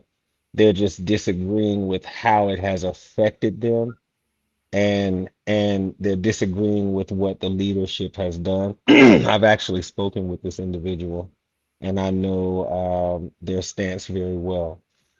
So They're just talking wanted about to the give some members of the context. organization. Yeah. This is a member of the organization that is not in alignment with what the leadership is doing right now. So they are, you know, I mean, they're in the comments often, so you probably don't know because this is one of my Facebook friends, but uh, yeah, yeah, not in agreement with the actions of the leaders at all. Yes, um, and a lot of people are not. But again, we're just giving you guys information. Hmm. And the hope is that you keep learning and that you keep listening and you keep going back to reaffirm what it is that we're Hmm. sharing. Um, Yes. that way, you will be able to um, you'll be able to uh, actually follow up and then make decisions on your own as to why you're no longer going to involve yourself in some of the things going on in the organization. Mhm. I And just got a uh, text that some individuals didn't hear what I was saying about the properties. mhm. In Philadelphia, there's property, and in Virginia, there's two other properties that are in my name. I'm not saying they belong to the organization. I'm saying that in Right. I, general, I didn't take it that way, but great job on clearing that up. yeah, Okay, and I see how that could have been misconstrued. I got you yeah. But what I'm saying is, in all of these videos, we're not just, remember, I'm talking to people who are not members of the organization as well, as well. to Right. teach, train, and converse with them too, because a lot of people don't have a clue that these types of things are going on in many organizations outside of ours. And I get a lot of Well, individuals saying thank you because people are going back and checking, and they're confirming that, yeah, people are doing stuff that they did not know about. Um, and other people are confirming and checking so that they can help uh, protect and shield their leaders from people who are mhm. trying to hurt them because they really love them so much for the stand up individuals that they are. There's some people whose leaders are really Yes, doing what they can to help the people, absolutely. to take care of the people, and they're really shepherding the people. And there's Many other of people, them paying out of their pockets oh because gosh, they care, and there's a lot of because people, they truly love and have a heart of compassion. oh gosh. Um, Hmm. and there's a lot of people who are in situations where they don't know, like, many of us uh, have not been aware that people behind closed doors are literally draining you dry intentionally and setting up programs to Yeah, continue draining you to keep by you, moving yeah, forward, where you're at. right? I literally had that conversation today. Yeah. Oh, but let me get back to the Go ahead. I'm this sorry. slide. Yeah, I'm sorry. I'm sorry. We can go No, on no, no, forever. you're good. But this second, oh, my point was with this yellow one, the yellow arrow. We have to understand Everything in this organization, like many others, are running circles around people because of the Constitution. By the time we get to the end of this video, you will understand a little bit of how they've been using the Constitution against all of the members. And it's all by design. So let's go a little bit further here. Um, Look at this green arrow. And it says, the purpose of this deed is to provide notice in the public record of the vesting of title in Bishop S.C. Madison and his successors as trustees for the church. Now, you all remember what we said earlier, right? When you see language that says, and trustees and future trustees, there's no longer a reason, a need at all to justify or to change anything further in those deeds. The question is, why here? And it's going to hit you in a moment. Um, when you see his successors as trustees for the church, as provided in the Constitution and bylaws of the church, and to confirm and or correct in the public record the name of the church. This is what Golden Boy was talking about earlier, the names and the variations. This right here says it is Mm-hmm. to confirm and or correct in the public record the name of the church.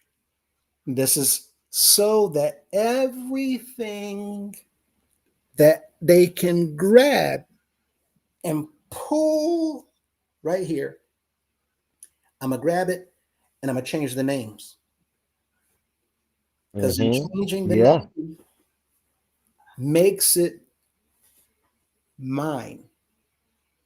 There's another document that was filed, Brother Lewis, that said something about the name, the ownership of the name and every variation of the name, and them having filed that document allows them to go after other churches that use the name House of Prayer in their name and claim them as their own.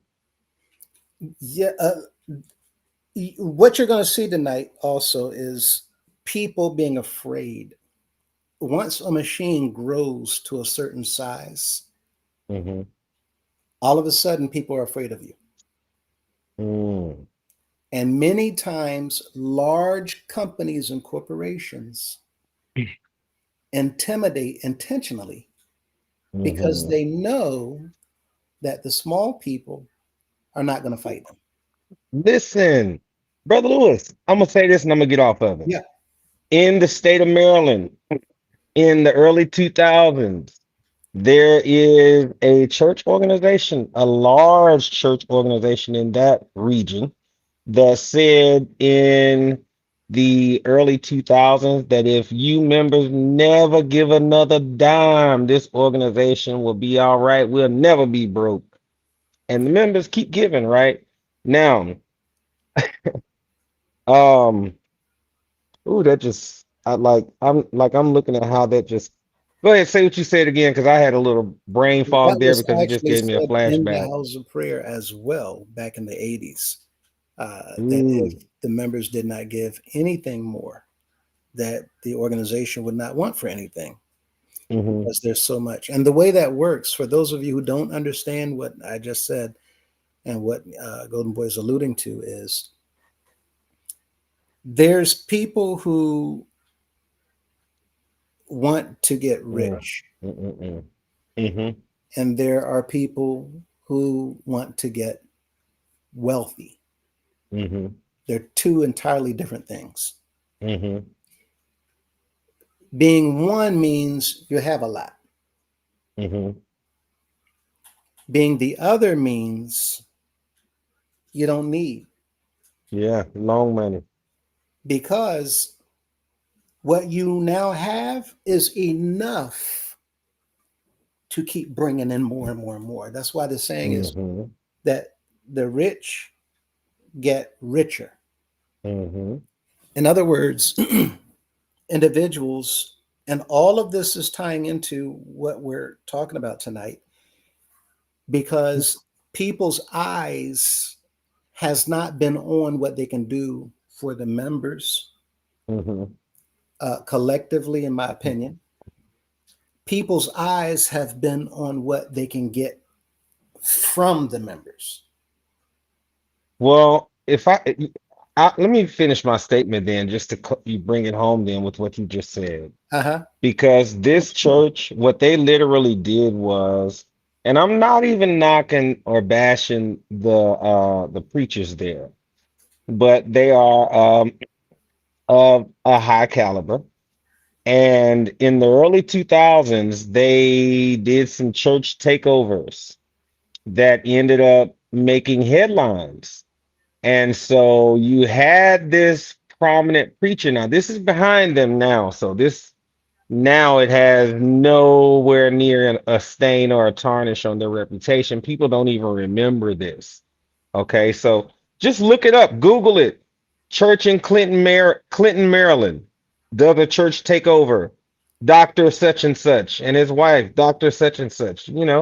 Just look up Google, and what you'll find is you'll see video footage of them actively doing a church takeover, and uh, those churches are now a part of their organization. But there's no shaking and rumbling these days at all. You would never know that there was an issue, right? But Mhm. the same thing is taking place here in the house of prayer. But we members, we have no idea, no clue. Looks I even looks like. well, look, it looks like that's what has taken place. And looking at some documentation I've seen, it looks like that may have taken place, it looks like, or it may have allegedly taken place a one time with the Baptist Church that is now United House of Prayer. I don't know how that happened, but um, I did see that there was an organization. It's documented on a deed, and they were originally a Baptist church. Well, what you're talking about is exactly what we're getting into this for, because, as I said, in regards to the property that I now own, um, without owning it, right? Hmm. I'm not saying that I use it, I'm in control of it. What I'm saying is, on paper, it's Hmm. mine. Hmm. The individuals who did what they did are not aware that I'm aware Hmm. that it's actually been filed. So, with all that in mind, what I'm getting at, people, is that if we are not on our post and doing our own due diligence by asking Hmm. questions and making sure that we're checking on things, then you can easily be taken advantage of. Now, the problem is that you can't do nothing about it right now. And why is that? Hmm. Because of the Constitution. The Constitution Hmm. is a literal block. It is a block. Hmm. The Constitution is set up to keep you and every single other member out of what's going on in the back room.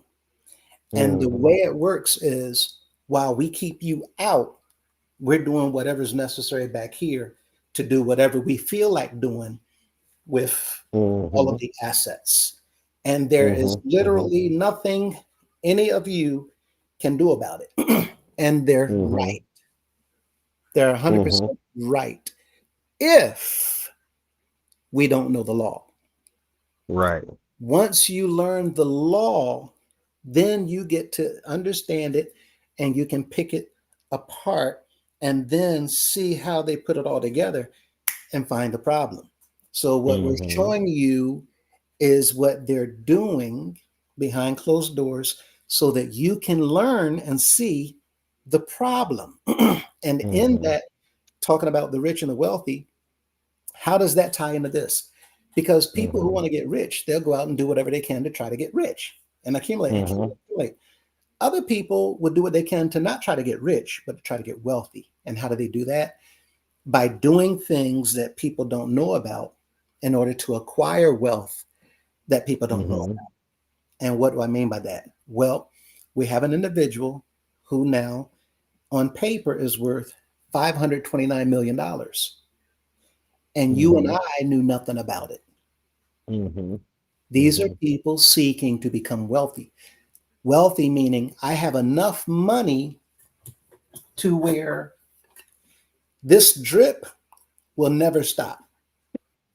Rich, I can spend it, but I can run out. Wealth, Mm-hmm. it'll never stop because there's interest going in, Mm-hmm. and all I'm doing is spending interest. So, Right. this point, what was said in the 80s was if you never give another dime, because at some point you get to a place where the money that you have on holding and holding Mm-hmm. is causing an income stream called interest that's accumulating. Now you can just spend the interest and you leave that alone. Well, that's Mm-hmm. wealth, generational wealth. You have enough here to where your generations can live off the interest. That's what Mm-hmm. generational wealth is, where your generations can just live off the interest. And it's just sitting there growing because now it's so big, you cannot spend all of the interest. It's so much. So, what Mm-hmm. was said in the 80s painted that picture. Now, what's going on today is the same, like we see here, that went on back then in the 70s and the 80s and the 90s. Here we're looking at in the 90s on this document, and it's because of the existence and the continuation of the Constitution that certain people are Mm-hmm. using to give one person sole trustee powers. That comes from Mm-hmm. a piece of paper where the first person said, nobody can judge, condemn, or question me. Mm-hmm. Or He's your the, vision. I have the final say. All things are mine. And because no one did anything about it, that piece of paper is still there. Mm-mm-mm. And what they do is add to it to strengthen it. And by strengthening it, they take more authorities and rights and powers from these individuals and make themselves more powerful with more authority and more rights. But if you think about it, that makes him more powerful than the Pope. Well, in theory, In theory, that's what I mean. In theory. I yeah, mean, he's just a little guy in comparison, right? But it gives him the ability in the minds of the people to do something that even the Pope can't do. He, in the minds of the people, can just walk right into the courtroom and say, my daughter or my son is innocent, right? Okay. Literally. And the judge is going to do it, okay? Because daddy said so. what Like we're in their mental space is what I mean. yeah, You know what I mean? yeah, And that's a very real thing. And I'm not saying that in a funny way. You know, you really see daddy as your lawyer in a courtroom, or him as the judge, or him having the final say so, and but him being remember, the that's seal why we're dealer, doing you what know. we're doing so that that does not happen Yeah, anymore, right? So no matter absolutely. about the psychology of the The people, the current, right. right? All of that is being wrapped up in a neat. little box and we're putting a bow on And will top, soon be null and void. right? If everything goes, the way that it's appearing to be um headed, or it appears to be the will of God, because I honestly, all of it's just playing out the way that it's gonna play out, and no one's forcing any hands or anything or any dealings or on our end. We just flies on the wall, just watching, waiting, and you know. Well, look at the middle of G, paragraph G. Hmm. Look at that second sentence. The General Council of the Church has expressed its concurrence. Do you understand what that means? Mm, The General they Council, agree. not the members, No. not the Oh, people, yeah, yeah, and not the members. not Correct. the organization. That's actually the deal breaker there, So what you're because it saying, is unvoted on, which well, I wanted to say unratified, but just to but break not it in the down, it eyes means. of the government, right? So Hmm. we know that, but the Hmm. government doesn't know that. And this is the problem Mm. because we Oh, do because it's been filed. They're not checking that's to the make sure point, that it's right. right? They're just accepting what you have filed, which means that the filer knew that that would be the case. They Because knew that they could what's skirt going on by. inside? What's going Well, on in they're the house of prayer? they're trying to make sure we're not having access to What any no, outside but what are the people doing? information sources. But what are the people doing? Well, as far as I'm concerned, they trying to get as In much the knowledge eyes of as the they law. can. In the eyes of Oh, well, in the eyes of the law, the people are being deceived and no, manipulated. right now, in the eyes of the law. Like right now, where the house of prayer is right now, Hmm. tonight, they're in New Hmm. York, and Oh, they're in support of. the members are in support of Hmm. every one of these things that's been filed. So the eyes of the Ooh. law think that we don't have a problem with none of this. Hmm. We're in Hmm. cahoots with all of it. Hmm. The That's a general bad counsel thing. says so. Ooh. The general counsel says that That they think that the body has no objections that's because of what's the been point. filed. Right. And that's why Hmm. that language is so important because the Well, general that's probably why they of try to the silence us church, as well, though, because if anyone has any objections, then they can't file a piece of paperwork like this. So you but it doesn't silence any matter. objectors. But that's the point, right? Right now, they're doing what they're doing in New York because even though we're doing what we're doing, Hmm. in the eyes of the government, Hmm. it doesn't matter because the people are Hmm. still in support of everything that's going on, Uh-oh. Yeah. right? Move that So over. when the people see what's taking place, Hmm. it's not a problem because they're not doing anything. And as long as Hmm.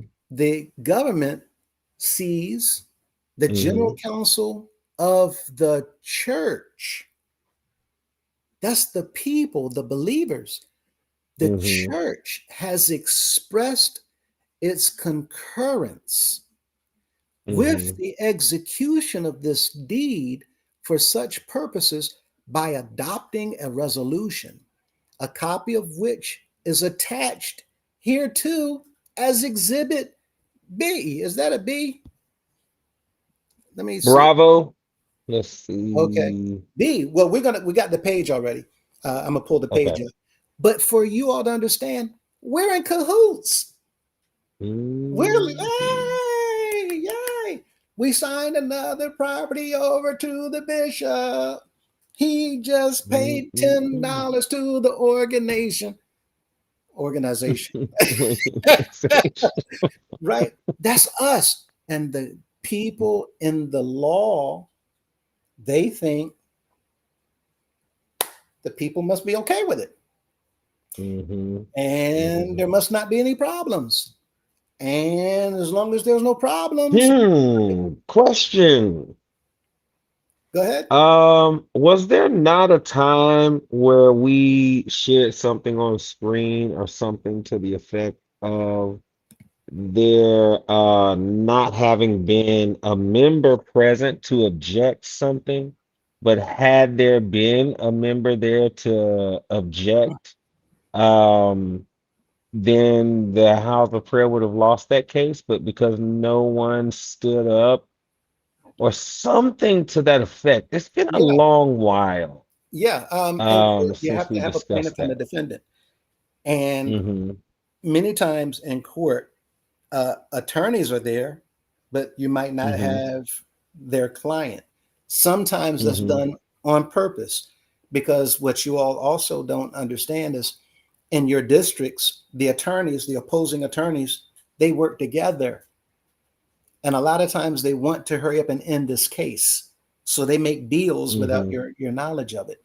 Um, Mm-hmm. so if they can go before a judge without you present, then it's all good. Um, Yeah. and they come back to you with the results of the hearing, but you had no input. And again, this is Mm-hmm. what's going on in a lot of different places. It happens here all the time. And this is why we have documentation filed all over the place that the members don't know anything Mm-hmm. about, because we don't have laws that stipulate they have to tell us anything. And every time you Mm-hmm. go into the General Assembly, we're going to talk about that too. Every time you go into the General Assembly, nothing happens. Why? Keep paying attention. We're going to get there. Now, look at the top of this Mm-hmm. page. Uh, Bishop S.C. Madison and his successor trustees, as trustees for the United House of Prayer for All People, look at what it says in this second paragraph. At such time as Bishop Madison ceases to be trustee for the church, at such time, title to the property shall vest in such successor trustees as are duly appointed or elected. Do y'all see what the council just put in there? I'm Mm-hmm. sorry, not the council yet. The But what's in this deed?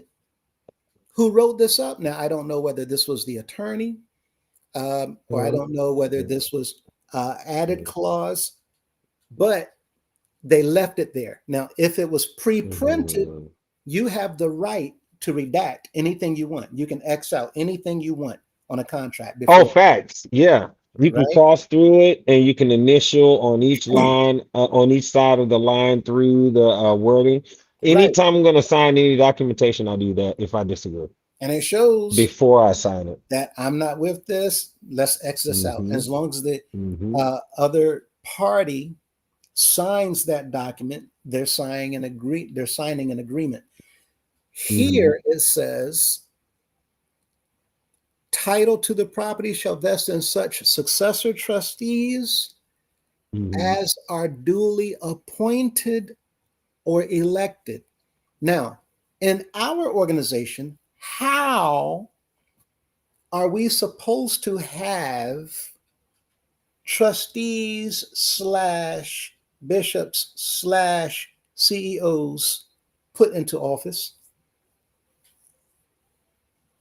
Hmm. How does this organization get another bishop I mean, according to the it, rules, the laws, okay. right? It's supposed to be a vote, right? Supposed to According be. to the Constitution, because this is what they're quoting. They're quoting the Constitution. So Mm-hmm. obviously, y'all going by the Constitution, and all the members are all hunky dory. You're all good, no problem. But this says that the bishop can be appointed. Mm-hmm. Some of you saying no, it doesn't say that. Yes, it does. And it says that because they did not redact the words Come on. as are duly appointed. Mm-hmm. If they knew and understood that we only get bishops by election, they would have Mm-hmm. redacted those words. No, no, Mm-hmm. no. Mm-hmm. We don't have appointments. We Mm-hmm. only have elections. Well, maybe So why that's those how words there? certain bishops were appointed. Well, and Behind, they left well, it I on mean, purpose, seemingly appointed. Let's say that. right? But it was left there on purpose, right? Because we have many, many forms and documents and contracts where the leaders redacted certain terminology in contracts. Mm-hmm. Well, why is that not redacted? Because they Right. wanted it to remain there because they know what many of you don't know.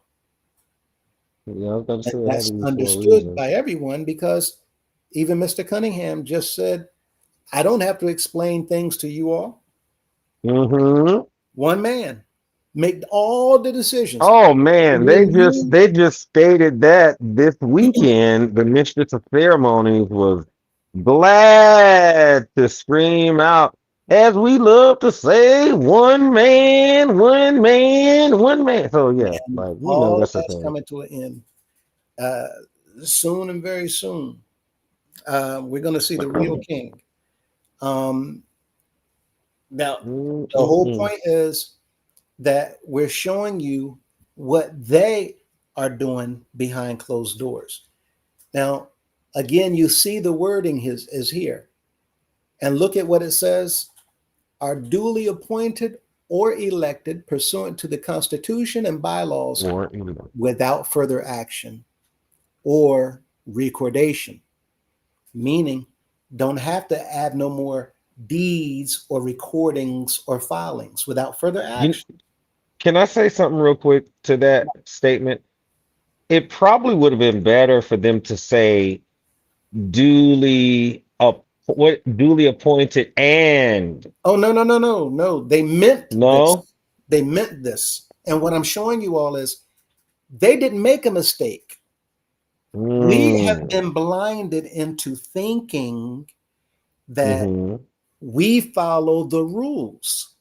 But what you're Mm-hmm. going to learn in all of these slides is that they are not following the rules of the organization. The rules are Oh, not I know for that. them, the rules are for us. Mm-hmm. That's why they left it there.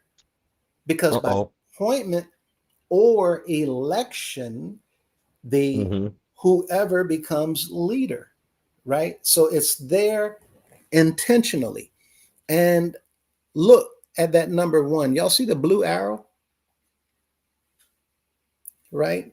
That's Mm-hmm. Apostle R. Price. That's his name, right? Mm-hmm. And with Apostle Price, Sorry, hold on. mhm, with Apostle Price, you'll see underneath of his name, Assistant Secretary of the General Assembly. Now, why is that there? For all of you to understand, the men on the General Council, they ensure whoever is the General Assembly Secretary, that's going to be somebody historically from all these years, somebody who's off of one of the general councilmen. Now, for the first time in the history of the organization this year in the General Assembly just walked away with a person who's now been installed as the Assistant Secretary of the General Assembly, who's not on the General Council. That person is Mr. Rodriguez Murray. He is now the My Assistant Lord. General Assembly Secretary.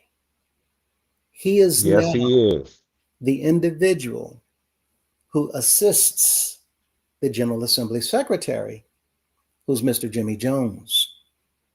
These two men Mm-hmm. are now the two men who are in positions to do things like this, to go whenever they're called upon and sign documents in the name of the organization as representatives of the members, as representatives of the collective body, so that when they No, sign, the not people not on the Jimothy. opposite side of that table are under the impression that they are Mm-mm-mm. signing on behalf of the people.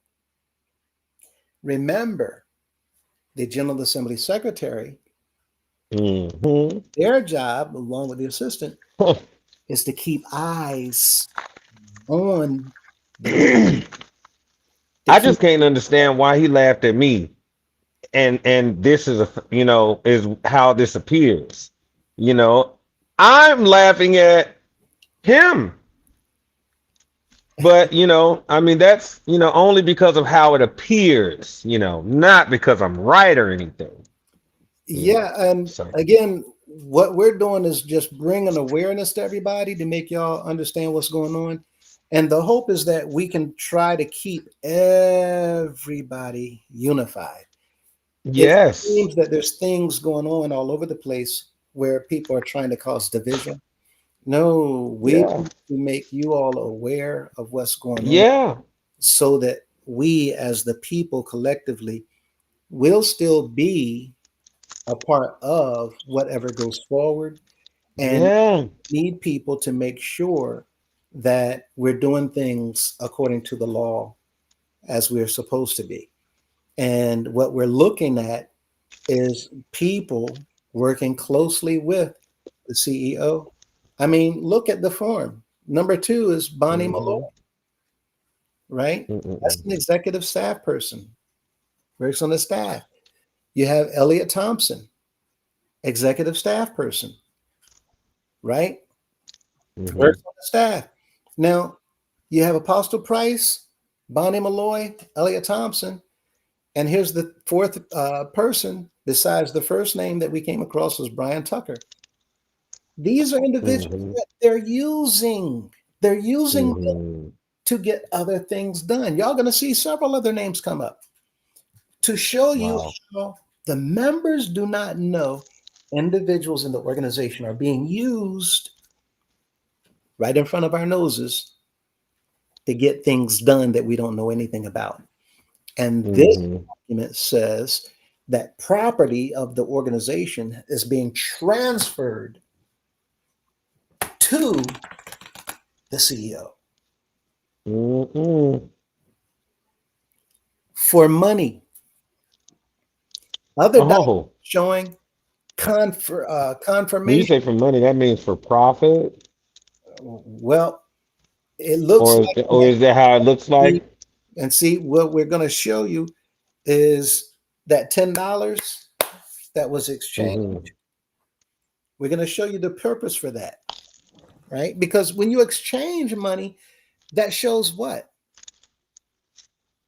A sale was made in the quit claim deed. And that's Mm-hmm. the language that we read, that it was Mm-hmm. sold and transferred. Mm-hmm. Here, this is confirming the beneficial, uh, the beneficiary who receives Mm-hmm. the benefit of the organization.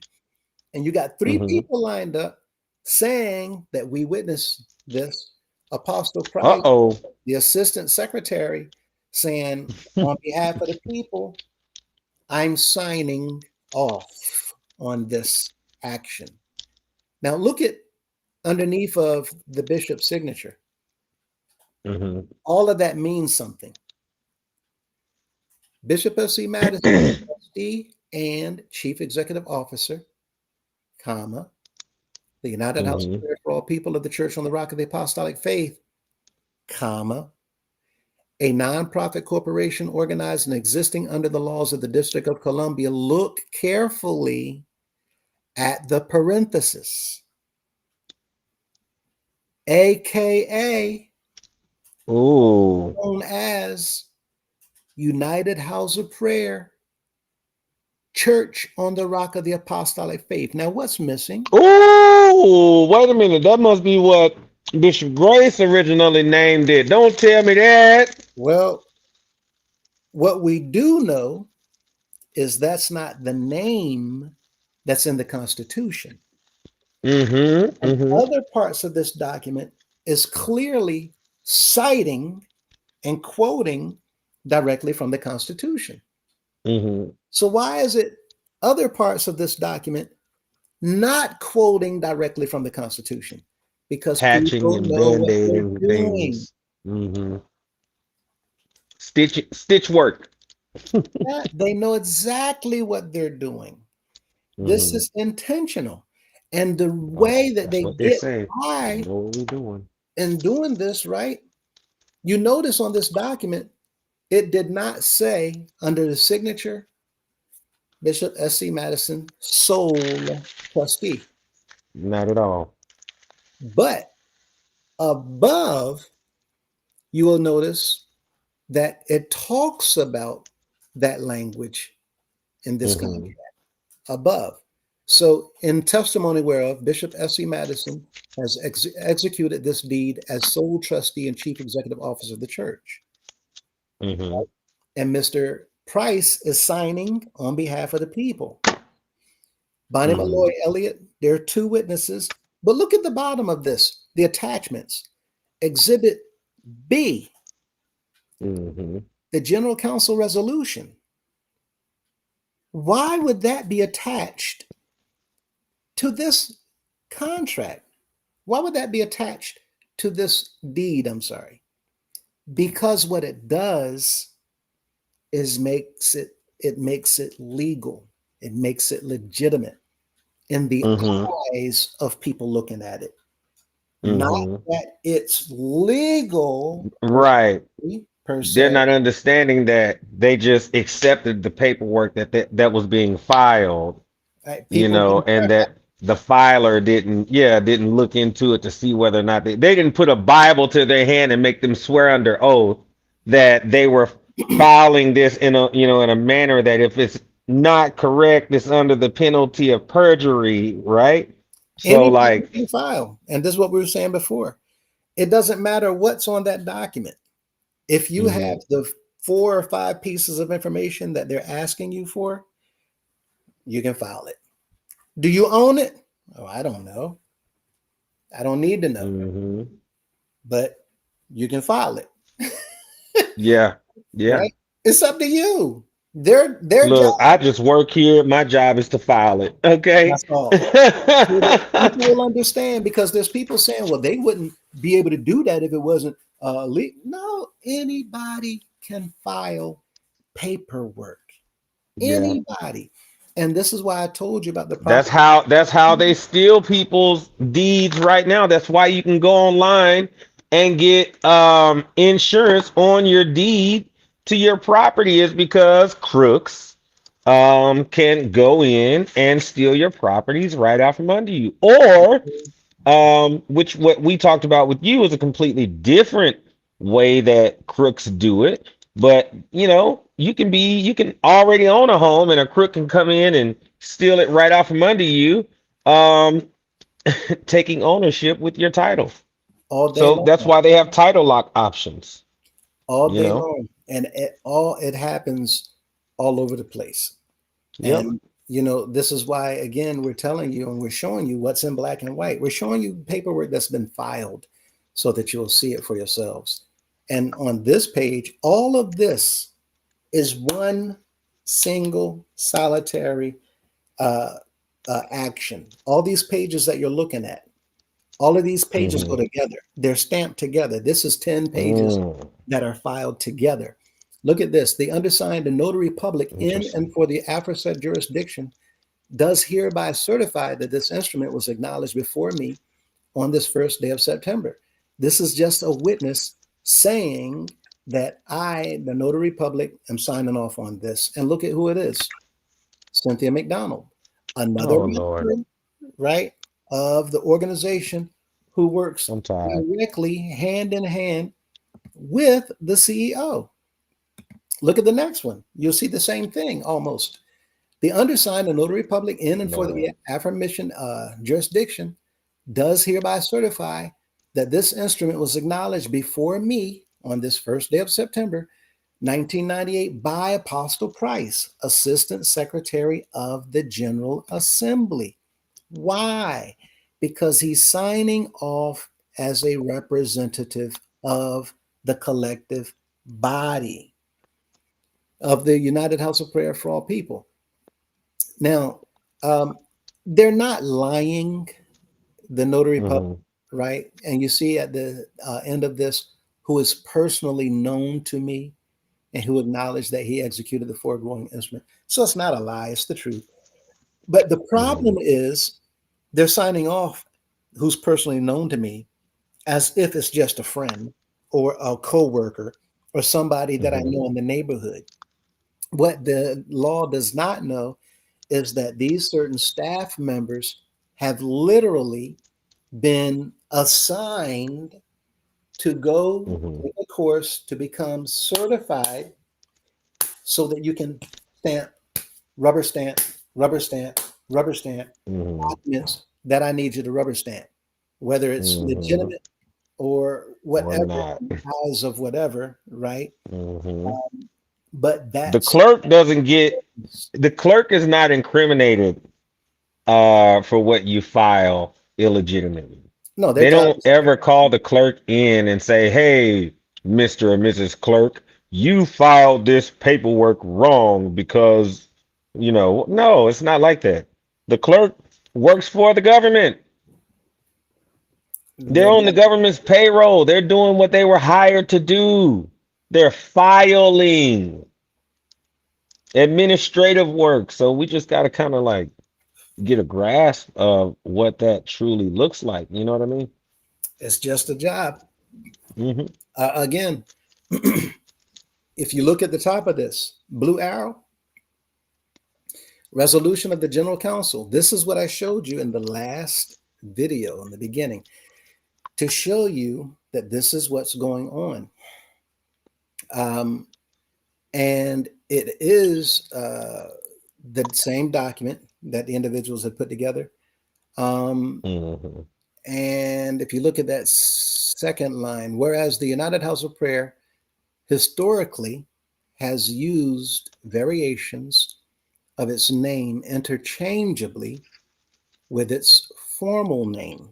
Now, this Right. is saying Oh that yeah, the General that's what I Council was is talking about aware earlier. of what's going on, right? They know that these names have been used interchangeably. They know this, they're aware of this. Hmm. This is all intentional. It's not by mistake, it's not oversight, it's not a mishap. Look at this third section. Whereas the United House of Prayer desires to avoid any confusion which may arise from the various names historically used by the United House of Prayer. Now, is that the case? Did the House of Prayer use these names in various manners? Of course not. It's Well, people Brother Lewis, who use these names. Uh huh. here in the state of North Carolina, Brother Lewis, the House of Prayer filed a document, and that document lists the many different variations. It's coming up. Uh, Yeah, I have it on here. huh? Yeah, I have it on here. Oh, so Yeah. okay, gotcha. Okay, Again, zipping it. y'all going to be surprised because we're going into so very much to share with you Hmm. so that you actually see for yourselves why they've done what they've done and how it all comes together. Hmm. Um, Hmm. so Hmm. here, the general counsel has intentionally done all of this so that, well, I don't want to get ahead of myself, but look at this next They line. just they in cahoots. That's all that matters. Oh, absolutely. Whereas the Hmm. deeds, oh, wait a minute, let me go back. The various names historically used by the United House of Prayer in the deeds for its properties and desires to hold all of its properties in South Carolina in a consistent manner. Whereas the deeds to United House of Prayer property located in South Carolina describe the grantee. slash owner. Are you chewing? Sorry, I'm over here eating. Man, let me put you on mute, bro. I'm over Yeah, here grubbing, not gonna lie. I'm eating the egg roll. I yeah. thought you couldn't hear me. My bad. Hold on, mute. I wasn't sure. Um, the Sorry, deeds, sorry, y'all. Sorry. it's all good. The deeds to United House of Prayer property located in South Carolina describe the grantee owner in various ways, right? This is all intentional. The owner was described in various ways. The House of Prayer name was described in various ways, interchangeably, right? Used in different manners. That was all by design. Um, the deeds to the United House of Prayer property located in South Carolina describe the grantee owner in various ways, including but not limited to those listed on Schedule 1 attached here too, right? This is the form that Golden Boy was just talking about that has the variations of the names of the House of Prayer and the CEO. But look at this, it quotes another section of the Constitution. Property purchased by any minister or other persons belonging to this organization for the purpose of assembly of a congregation of this organization shall belong to this congregation, irrespective of in whose name title thereto is taken. Now, that's written in the Oh, I Constitution, hate that. I but hate that statement in the Constitution. just just because it's written does not make it true. I need you all Hmm. to understand this.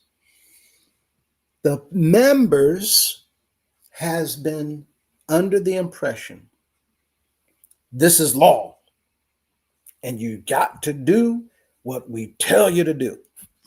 Mm-mm. No law supersedes the law. I need everybody to understand that. When the laws of any organization contradict, conflict, or overrules a law of the land, then that law in and of itself Mm-mm. becomes null and void. No, sir. No, sir. Cause daddy, he's my rock.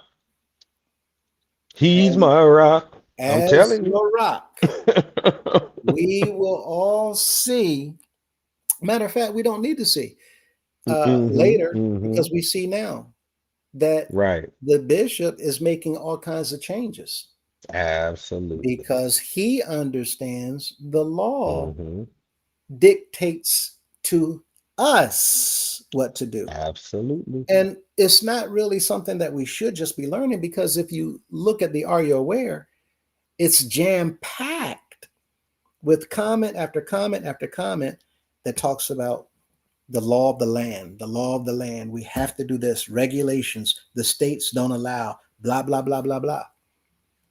And all of that is there to make it look good for people, as well as to get you and I to comply with those rules that were put there. And as long as we're complying to those rules that's put there, then that means money is going to be raised, right? But the whole point is if this is not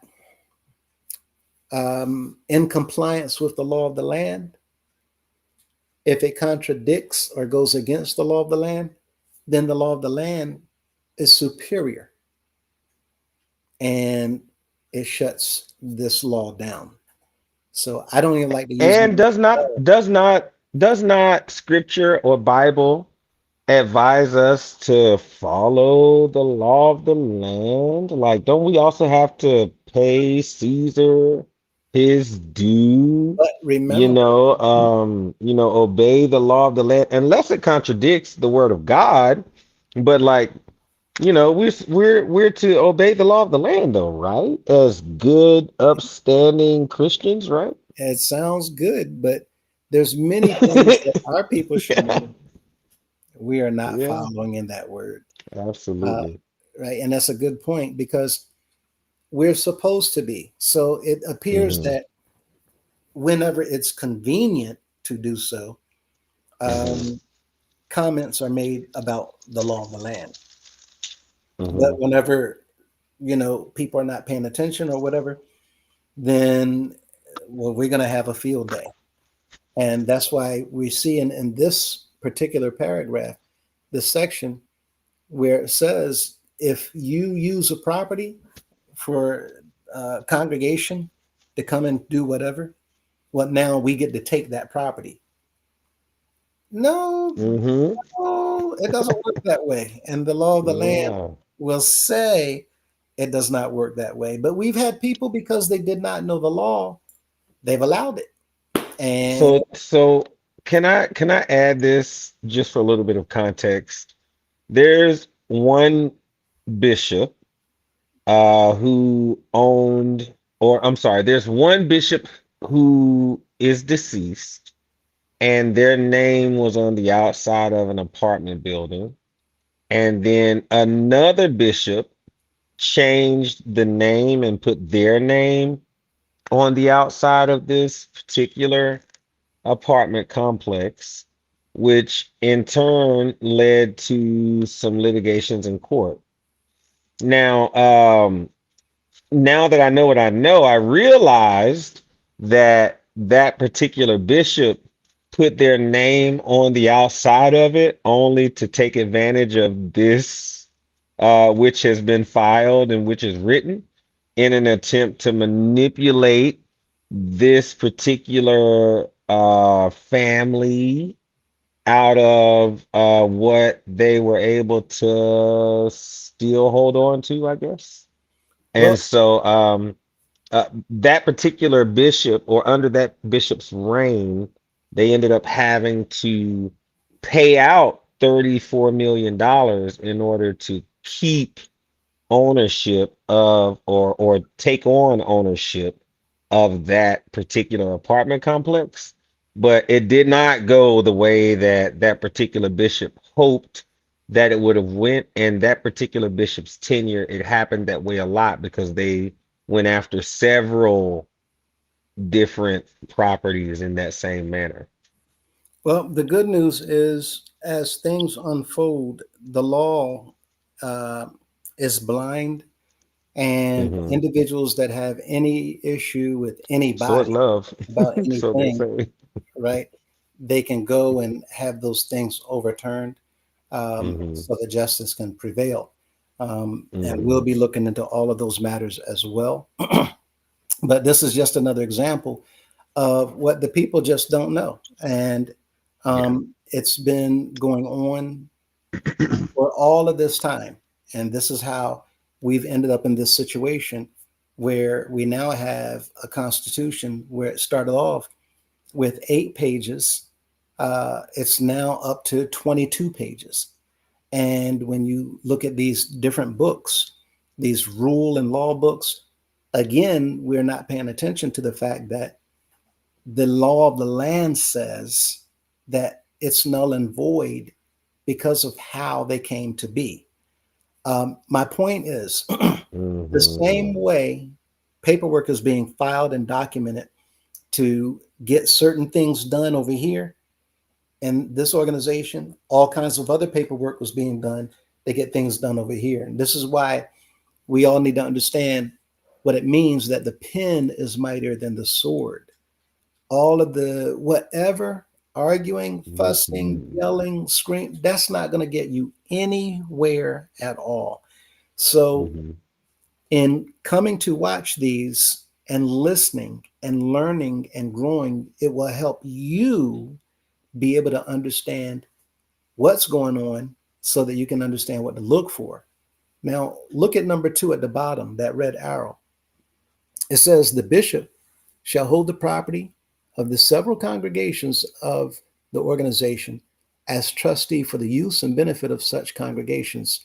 However, the bishop may rent, lease, dispose of, or retain such property for the use and benefit of the organization. And what you're seeing is all of this activity, it says, well, I'm doing it for the organization. I'm doing it for the organization. I'm doing it for the organization. Uh, I did that for the organization. But if you think about it, if we read earlier that it's not necessary to change a deed to put your name on it, then you're not doing that for the organization. If we're looking at transactions that show that you're actually selling property from the organization to yourself, then that looks like something else is going on. And pay very close attention so that y'all understand how these things are being tweaked by several people inside the organization. At the It time, looked like something worse than Eddie Long, to be honest. looks like what? It looks like something worse than what Eddie Long did, to be honest. Oh, I mean, I'm I sure mean, these Eddie people. Long, I think he might have sold a mansion, or the church sold him a mansion for $1 or something like that, Uh, which later came up in litigations in court or something. I'm sure. I don't know all the details, so don't quote me. I'm sure many of the individuals outside have learned from our organization, as you all will see. Um, because I mean, Mm. looking at the size and comparison, you all will be surprised at just how much you're going to learn again with these documents, as Golden Boy was talking about with Eddie Long. And you see here it says that the United House of Prayer desires to title property in um, South Carolina in a manner which is consistent with the provisions of the Constitution and bylaws, and in a manner which will alleviate the need to retitle property upon the election of a successor bishop. So it's saying that there's no need for retitling. So if that's the case, why is there a retitling? Why, if this is in specific language, expressed language, why then is there a need for a future successor to come forward and change a deed into his name? It looks like these things are not being done on behalf of the organization, especially once again, when you're paying money to transfer things into your name. And since the people are not aware, well, $10 will suffice. I'm going to show you all where $1 was used. Anyway, to get things done outside the knowledge of the people, you'll see it. $1 was used on many occasions. It says here, whereas the General Council of the United House of Prayer concurs with such retitling, again, they're speaking on behalf of the members by giving the impression that they are acting as a board of directors. And just to be certain, just to cover themselves, make sure that the General Assembly Secretary or its assistant, they sign it. But look at this. Watch this carefully. Look at the green highlight. Sylvester C. Madison and his successor trustees, as trustee for the United House of Prayer for All People of the Church on the Rock of the Apostolic Faith, a nonprofit corporation organized and existing under the laws of the District of Columbia. Okay, and that's something else that we talked about, because under the laws of the District of Columbia, you're supposed to have a board of directors. So we, the members, know of no board. But on paper, what they've consistently shown different collective bodies and municipalities is that we do have a board. So if they're showing that we do have a board and individuals in here working along with, they're acting like we have a board, but the members don't understand what they're doing and they don't know that they're acting like a board because we're of the impression that there is no board, then it appears that there's some intentional deception taking place, Right. right? Absolutely. And so here, where you see adopted by the General Council of the United House of Prayer, sitting in Washington, D.C., that's there for a reason. It is to serve and satisfy legal requirements.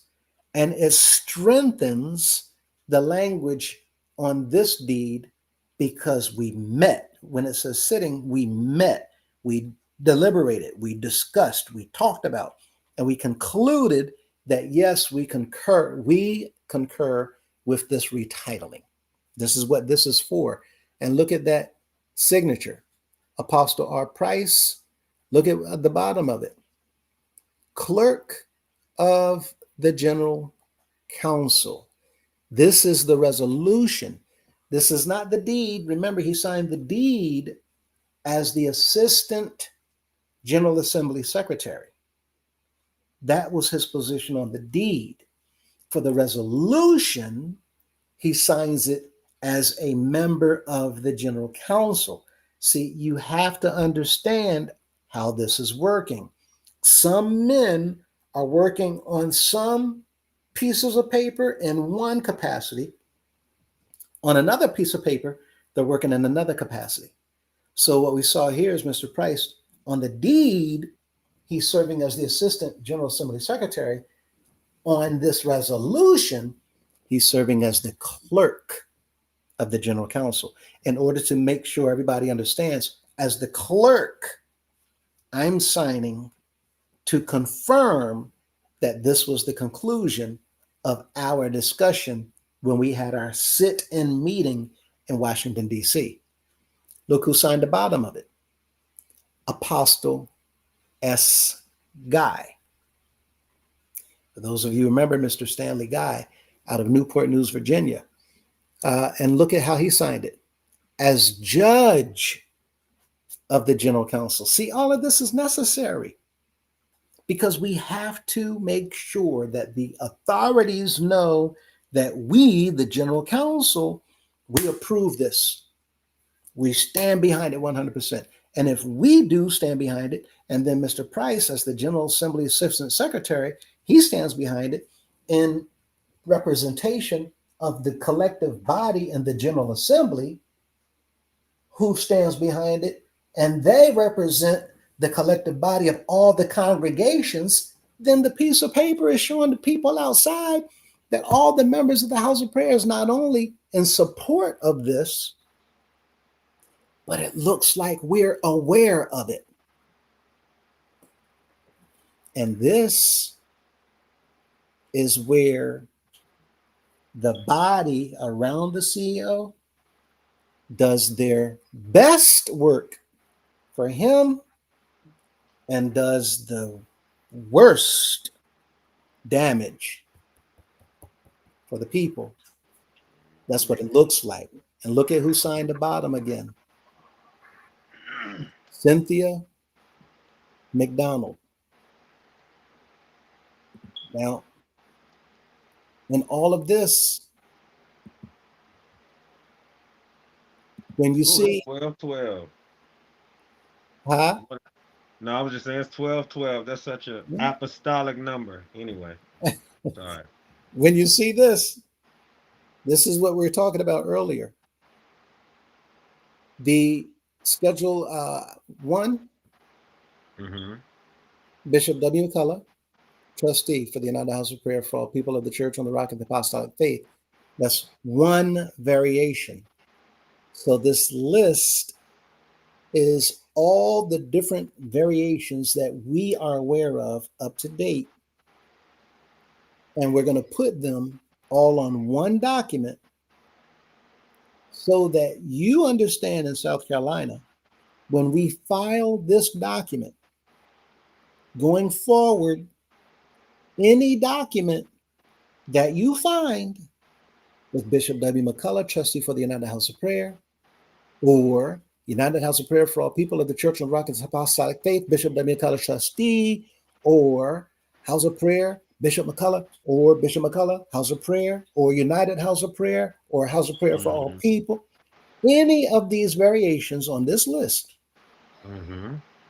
are still under the authority and control of this man right here on this document, including, you see the green highlight, Bishop's Mm-hmm. Grace, Mm-hmm. right? All the variations that he signed in his day.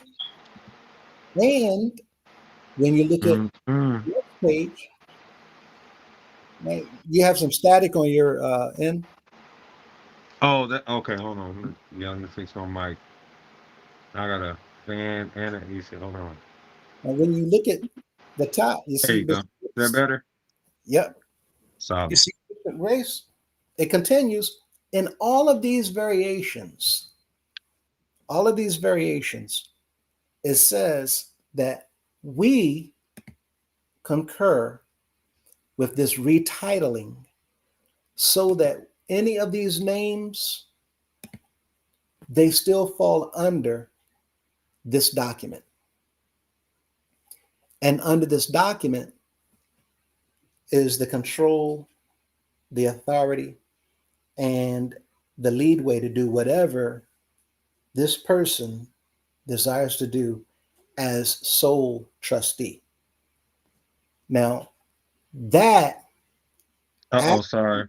hurts the organization, Yeah. right? That hurts the organization. It certainly doesn't help the organization. Mm-hmm. Um, and by doing that, it allows that one person to do whatever he likes. Now, it's a issue because earlier on tonight, uh, we touched on the idea that if you went to correct, update, or add your name to a deed, to one deed, then as the CEO, right, uh, as he was saying, you should be going around to update everything. But going on 3 years later, what we see as of today, currently, is a uh, a property at 1200 5th Street, Northwest Washington, D.C. The assessed amount is $15,481,500. That's what it's assessed for. And this property is in the name of Bishop A.D. Cunningham, trustee, just like the property that was down in South Carolina that you saw earlier, right? I think it was Rock Hill. And what you see here is 1200 5th Street. It actually has a balance due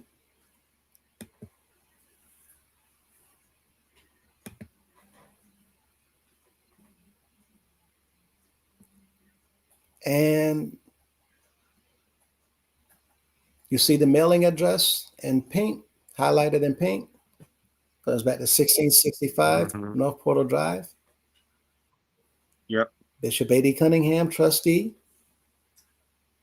Okay. And look at the sale price.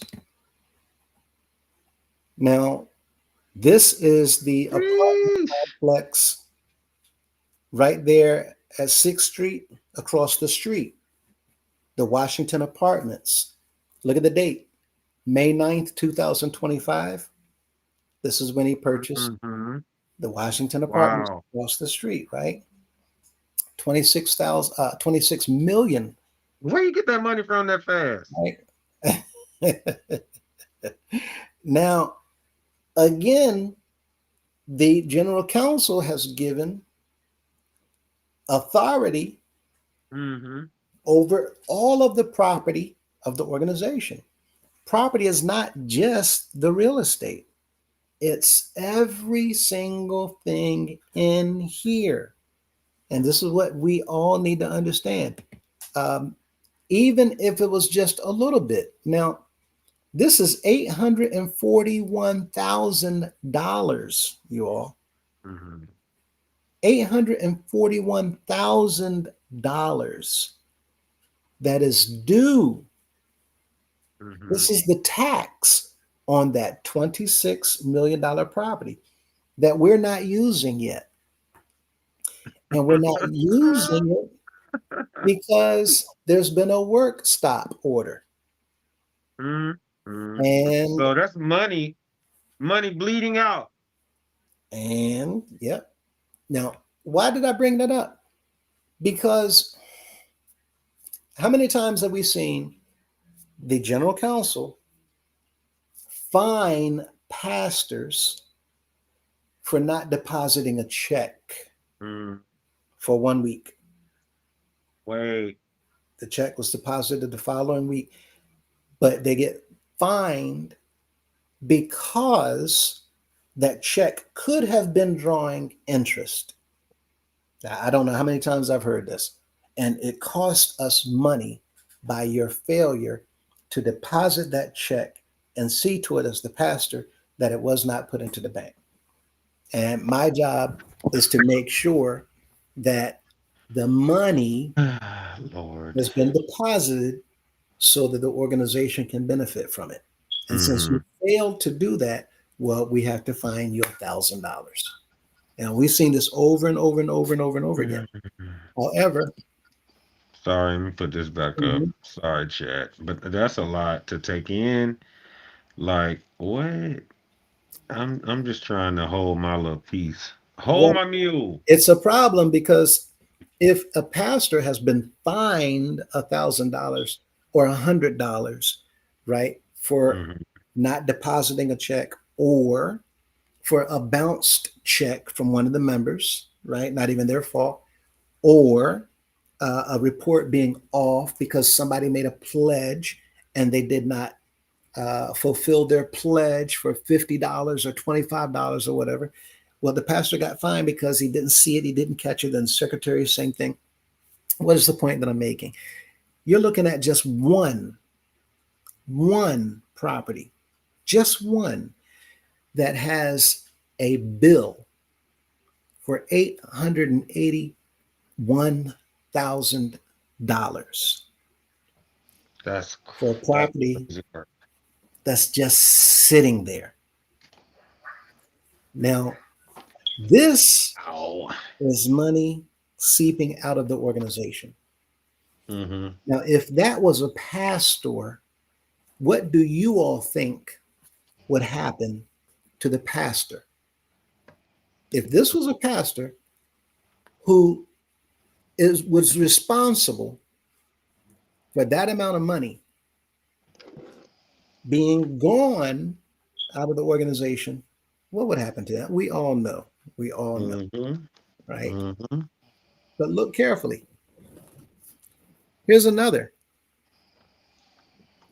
Now, this is just a little bit by comparison, right? Um, but this property, not only is there a balance due on it of $7,500, Mm-hmm. but it's 506 O Street Northwest, and we see it's being carried by Portal Drive, but it's still under the name of Bishop S.C. Madison, trustee. Okay. Now, this is more waste. We have a bill a balance due of $7,500, a little bit more than. Okay. Again, it's another problem. Now, with that, we don't have much longer. But look at this. We have Bishop Madison homes. Why are we building houses to be sold, not leased, not That's rented, crazy. but sold? These homes will be for Crazy. sale in Charlotte, North Carolina, and Hmm. called Bishop Madison homes. Now, what we're looking at is the decisions that Mr. Cunningham said that he has to make all by himself. Nobody gets to have any input. And as sole trustee, right, he makes all these decisions. He governs everything. He rules over everything. He has to look into everything. He has to approve everything over this huge, even if this organization was tiny, we should not be looking at what we're looking at.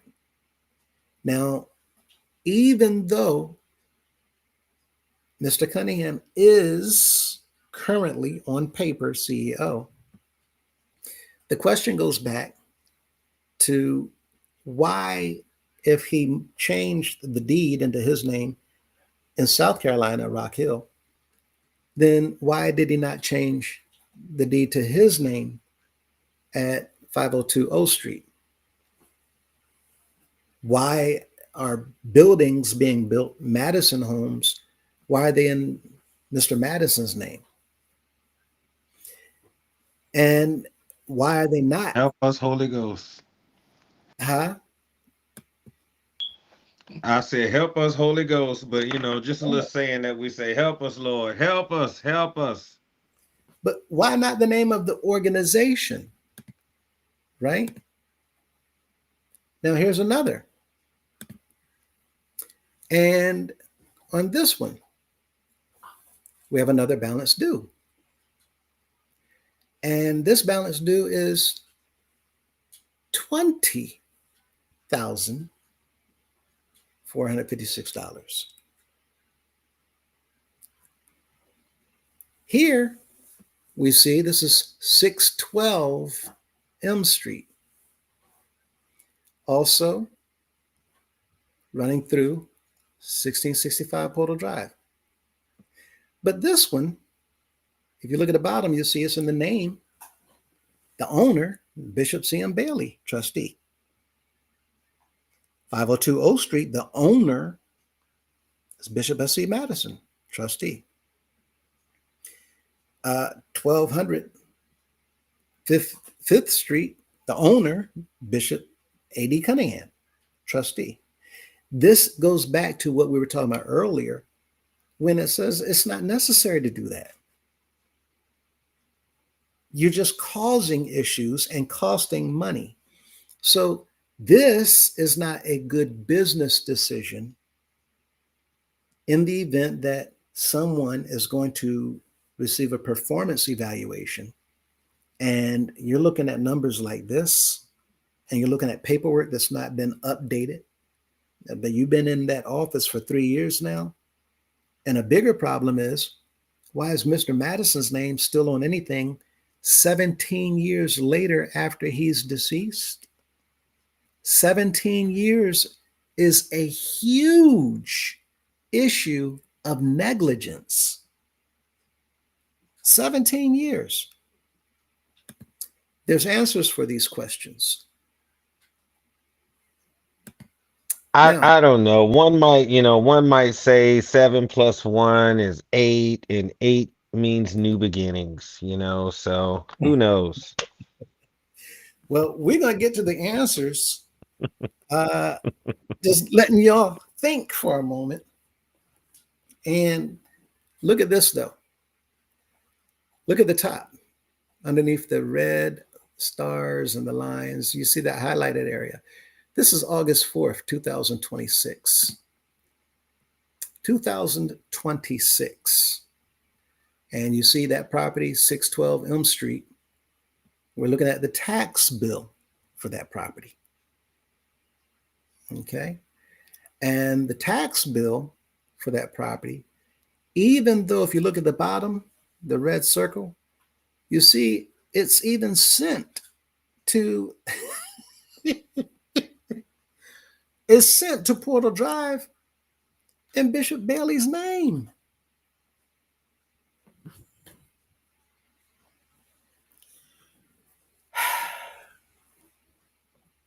Okay, let's pay a closer attention.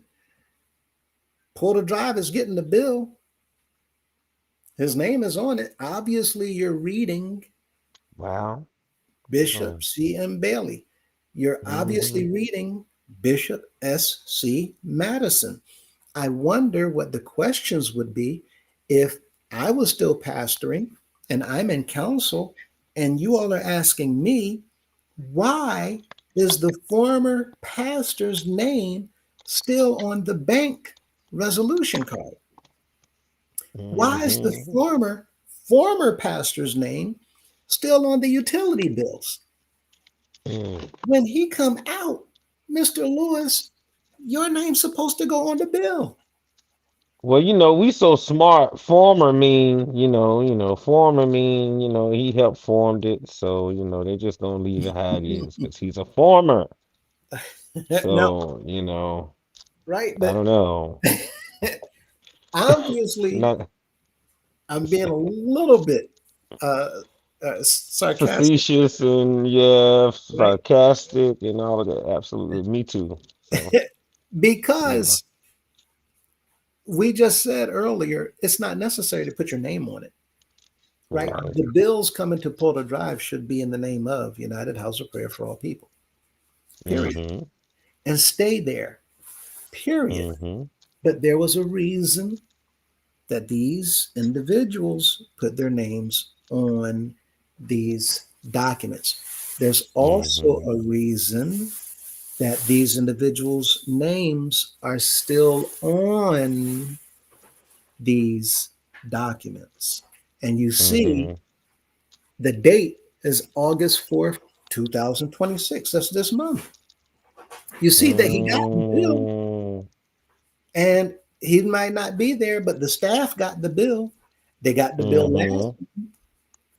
right? They got it in the name it was intended to be in. You've been 3 years now, but the name's not Mm-hmm. changed. And look at the top of this under the property address. Uh, Again, 612 Elm Street, and look at the assessment. That property is assessed at $2 million.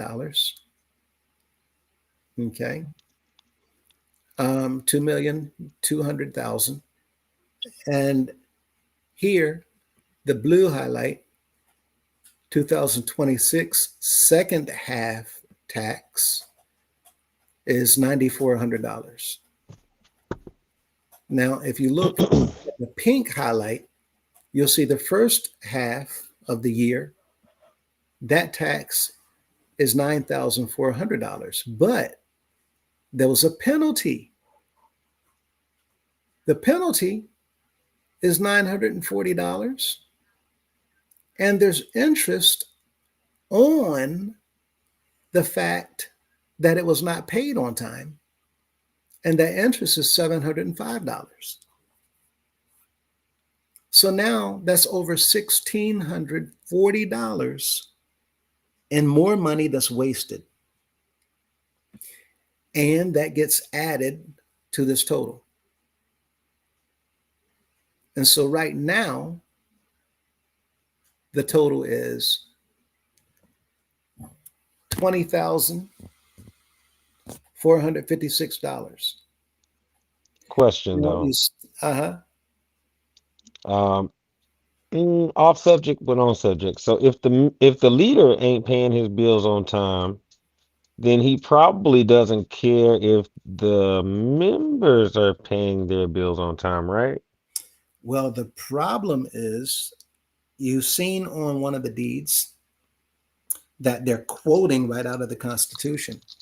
Mm-hmm. And according to the Constitution, which we're going to show you tonight. The purpose is to establish, erect, and maintain houses of Mm-hmm. prayers. So the Does say money that.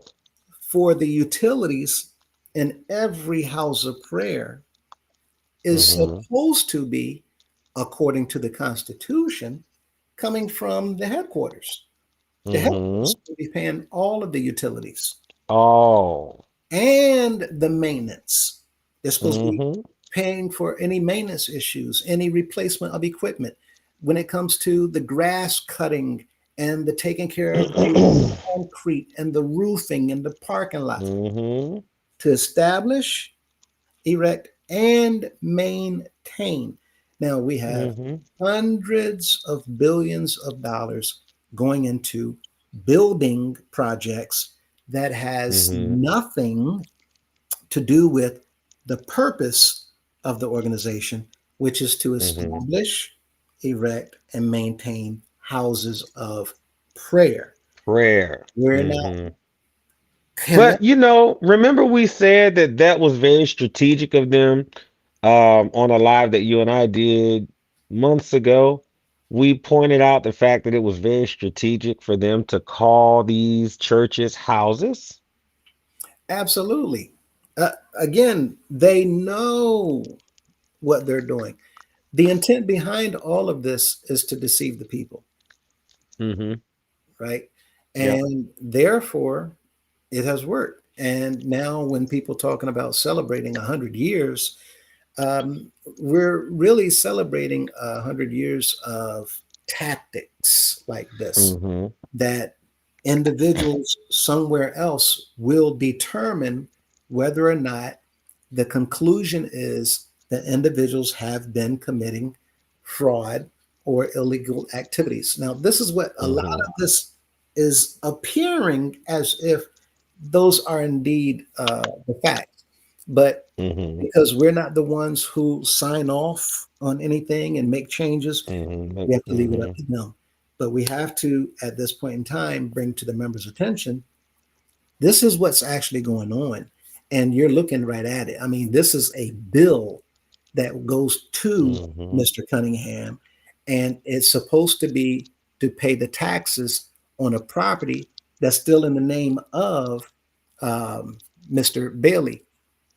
And Mm. right now, it says if the amount is not paid by August 31st, well, then it goes up a little bit more. And if it's not paid by September 15th, then it goes up a little bit more. And what we're looking at is interest and penalties being added to the past due amount. And what that means is more money being lost to pay for Yes. something later that we should have been paid for, that we should have paid for already. But we can't say we because the members are not Mm-hmm. in a position to do anything since the members have been kept out of the decision Mm. making process and anything to do with the finances due to the members' ignorance of how all of this has been set up. This is gonna make Miss Mintz and I wanna probably look back into the taxes that are owed in District of Columbia because there was one time where we were calling for like what's up with these taxes because it was so much that was owed and we gave deadlines for when it would increase. And all of this is within the District of Columbia.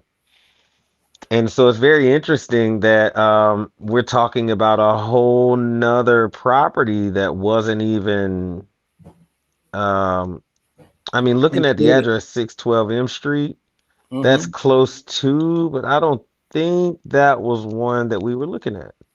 Oh no, there's So, a lot of properties that you all are going to find out that many of us know nothing about. Nothing whatsoever. wow, Nothing. And I do mean a lot of properties. I Um, believe it. I'm not going to show lists tonight. Like I said, we're Mm-hmm. looking at one specific transaction, and we're going to go back to some of those points on the transaction. But this Mm-hmm. is just to show you how there's other properties still in the names of deceased leaders, right? Deceased bishops. Yet the Mm-hmm. bills are still going to the headquarters where Mr. Cunningham is supposed to be, and they're supposedly getting paid. And we see evidence where some are not being paid; they're lagging. But yet, it Mm-hmm. allows us to understand that all this money that's being collected on a weekly or almost day-to-day basis, as he's all over the place, taken. Well, what's Mm-hmm. going on with this money? And it really draws on our curiosity when we see funds are being spent on building projects, but funds are not being Mm-hmm. spent on bills and Mm-hmm. maintenance. And so, Mm-hmm. again, we're going to get into some of this a little bit later on, but look at how interesting this continues to unfold. Here is another bill, and this bill is for 610 M Street. And you Mm-mm. see the Right assessed, there next to each other. mhm, the assessed value. The assessed value is always lower than the actual market value. And the reason why the Mm-hmm. city's assessed value is always lower, it's always right around two-thirds, Mm-hmm. somewhere between two-thirds or uh, right around three-fifths to two-thirds, maybe less than three-quarters, but it's always lower. People say, wait a minute, why are you assessing my property so low? You don't want to Yeah, I argue definitely about that. did when I bought my house and I saw what the state or the county assessed it at. I'm like, what? No, you don't want to argue with that. You want your Yeah. assessment to be low because that's Yeah, yeah. going to uh, determine how much your tax is going to be, Taxes are yes. right? So when Mm-hmm. they assess a house, if your house is worth 100,000 and they assess it at 68,000, we don't want Mm-hmm. to complain. We want to say Right. Mm-hmm. because that's money Mm-hmm. saved because they're only going Yeah. to tax you on that $68,000 assessment. And they Mm-hmm. do that Yeah. because they know the assessors, tax assessor's office, they know that property values fluctuate. They go up, they go down Mm-hmm. all the time. Sometimes, and it's rare, that the value drops down below the assessment value. So then they'll Mm. decrease it. But when it shoots up, Wow. they have to increase it.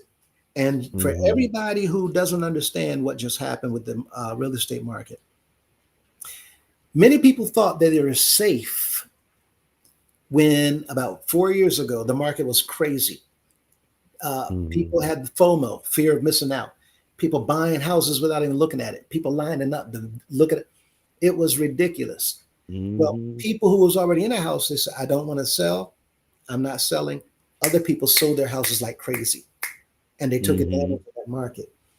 Other people who bought homes ended up stuck because the Mm-hmm. market shot up and they bought a house up here higher Mm-hmm. than the house is really worth. So when the price, Mm-hmm. the market dropped back down, now they're upside down in the real estate. They got a mortgage this high, but the value of their home just dropped. Now, a lot of Mm-hmm. people said that I'm safe. I have a house. I'm not going to deal with this foolishness. I know it's going to drop. But for those individuals that are retired, while the market rose, your assessed Mm-hmm. value of their home the next year, it rose a little bit. But Mm-hmm. because the market was still increasing, the assessor raised it up a lot. So now, by the time the market Mm-hmm. drops down, a lot of people, homes ended up in foreclosure because they could not afford that ridiculous amount of tax now that they Mm-hmm. owe, even though they're retired, because the market affected your taxes, even though your house might be free and clear. Anyway, Mm-hmm. my point is that the properties that many of the properties that the organization is holding, it has a property tax because every property that the House of Prayer is holding is not serve a charitable cause. It's not Hmm. serving a charitable cause. So if the property is not serving a charitable cause, if it was, it would have a tax code so that the assessor would Hmm. see, okay, this is a charitable cause. We're going to change the assessment and we're not going to hit them with a normal assessment. We're going to decrease their assessment, thereby decreasing the amount that they owe on their taxes. Hmm. But every Hmm. property is not. So some houses and some sanctuaries or some businesses, you'll see high tax and low, Uh-oh. very low tax. And you're about to see another one coming up. So here at 610 M Street, if you look at the green, you'll see 2026 second half. There is no first half because it's been paid. The second half is showing and reflecting a $6,000 debt, right? Um, Now, with that in mind, it's just a bill. It's going to be paid. But the point that I'm making is look again, Bishop Bailey. Now, there's only two that you see here, but there's a litany of properties all over the place. Bishop Madison's name, all over the place. Um, Bishop Bailey, sporadic here and there. Now, again, I've said that this is for a reason, but the point that I'm making is if you look at the blue highlight, if this is not paid by September 15th, well, then you'll see and realize no penalty. Why? Because this is up to date. And only when you get so far, like here, if paid by the 16th, you'll see the amount go up. And it continues because interest is being applied. And again, this is a problem because the pastors, they are fined when this happens. Now, look at this property here. This is, if you look at the bottom, you see it's valued at nearly 1.9 million. It's 18, 1.8 million, $52,000. This is 506 O Street.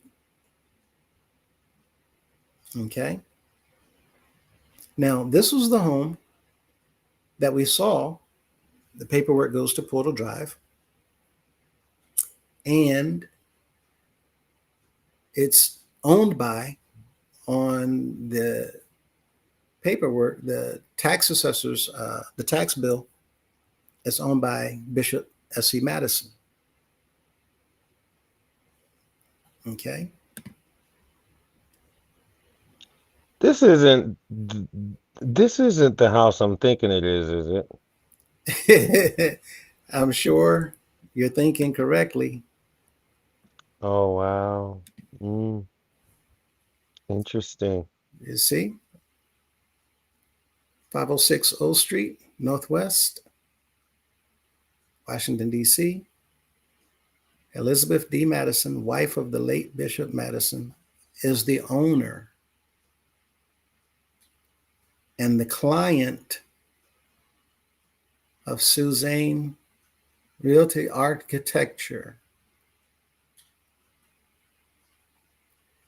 This is actually, according to what this is saying in this article, this property actually is owned by Ms. Madison.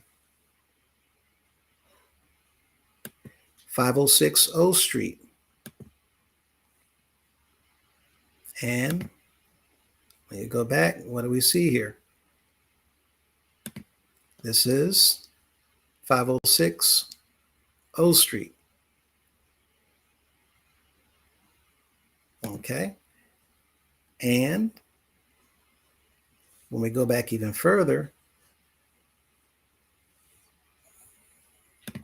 what are we looking at? That's 612. Let me go back. So I'm just sharing with you all that this is indeed the same property. I don't know how I'm missing this 612. Um,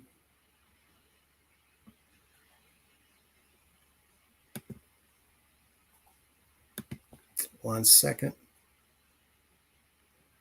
Here it is.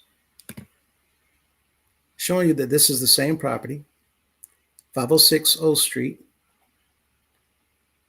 The taxes that is due, $7,569.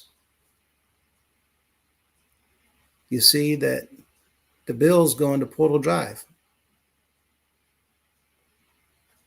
And you look at number 3, arrow, you see it's the owners, Bishop S.E. Madison trustee.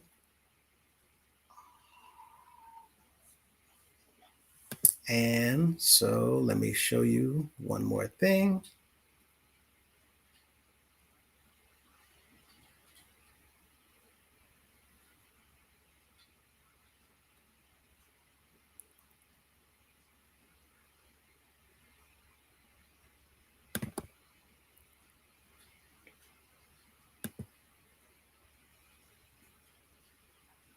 We need to expand that picture. That's the picture of the house.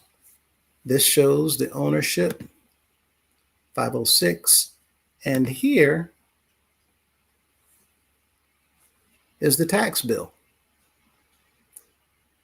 You see the date at the top? My bad, I was muted, but when you get back to it, I can expand it. Right here. Let me open this one. Boom. You see the highlighted portion? August 4th, hmm 2026. The bill is current. 506 O Street, the property address. And where is it being sent? At the bottom, green circle, Bishop S.E. Madison trustee, that's going to 1665. So I it's wonder, interesting. I wonder if Bishop Madison actually signs the documents to pay whatever bills there are to be paid. He must be very talented to still be able to handle those bills that are coming to him. I don't know. I Well, haven't been able to figure out for the life of me how a dead man can pay bills. well, this is one of the things we're going to be covering on tomorrow as well to show how these things are done using deceased individuals.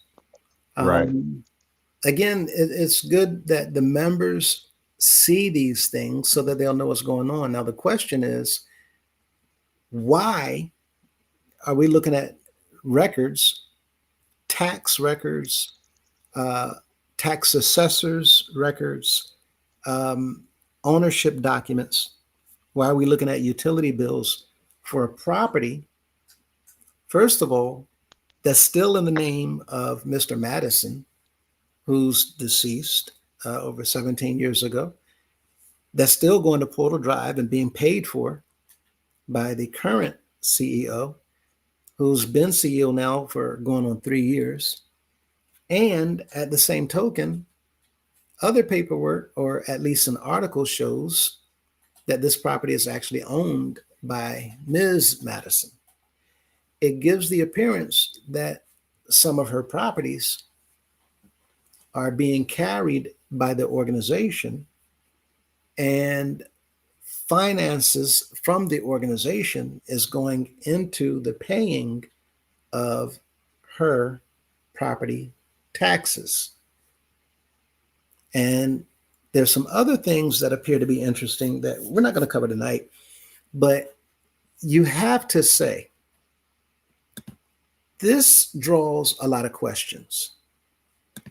Now, for those of you who don't really understand what's going on here, look at the highlighted section. This came straight out of our Are You Aware? And it says all pastors, secretaries, bus drivers, and other officers, officers must be 100% for the organization, 100% for the supreme, a tithes payer, and G class worker. These individuals should be of good moral character.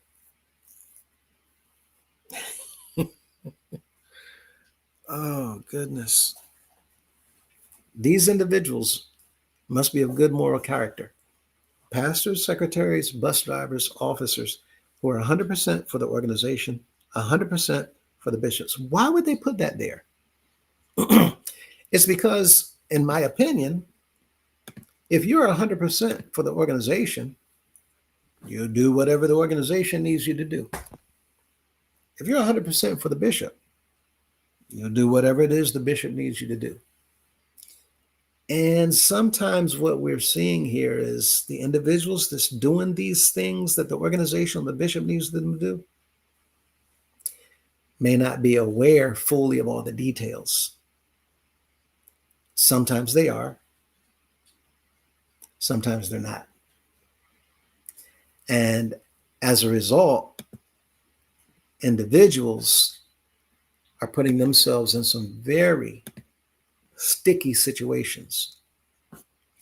Now, what we touched on so far tonight, we're going to pick up tomorrow.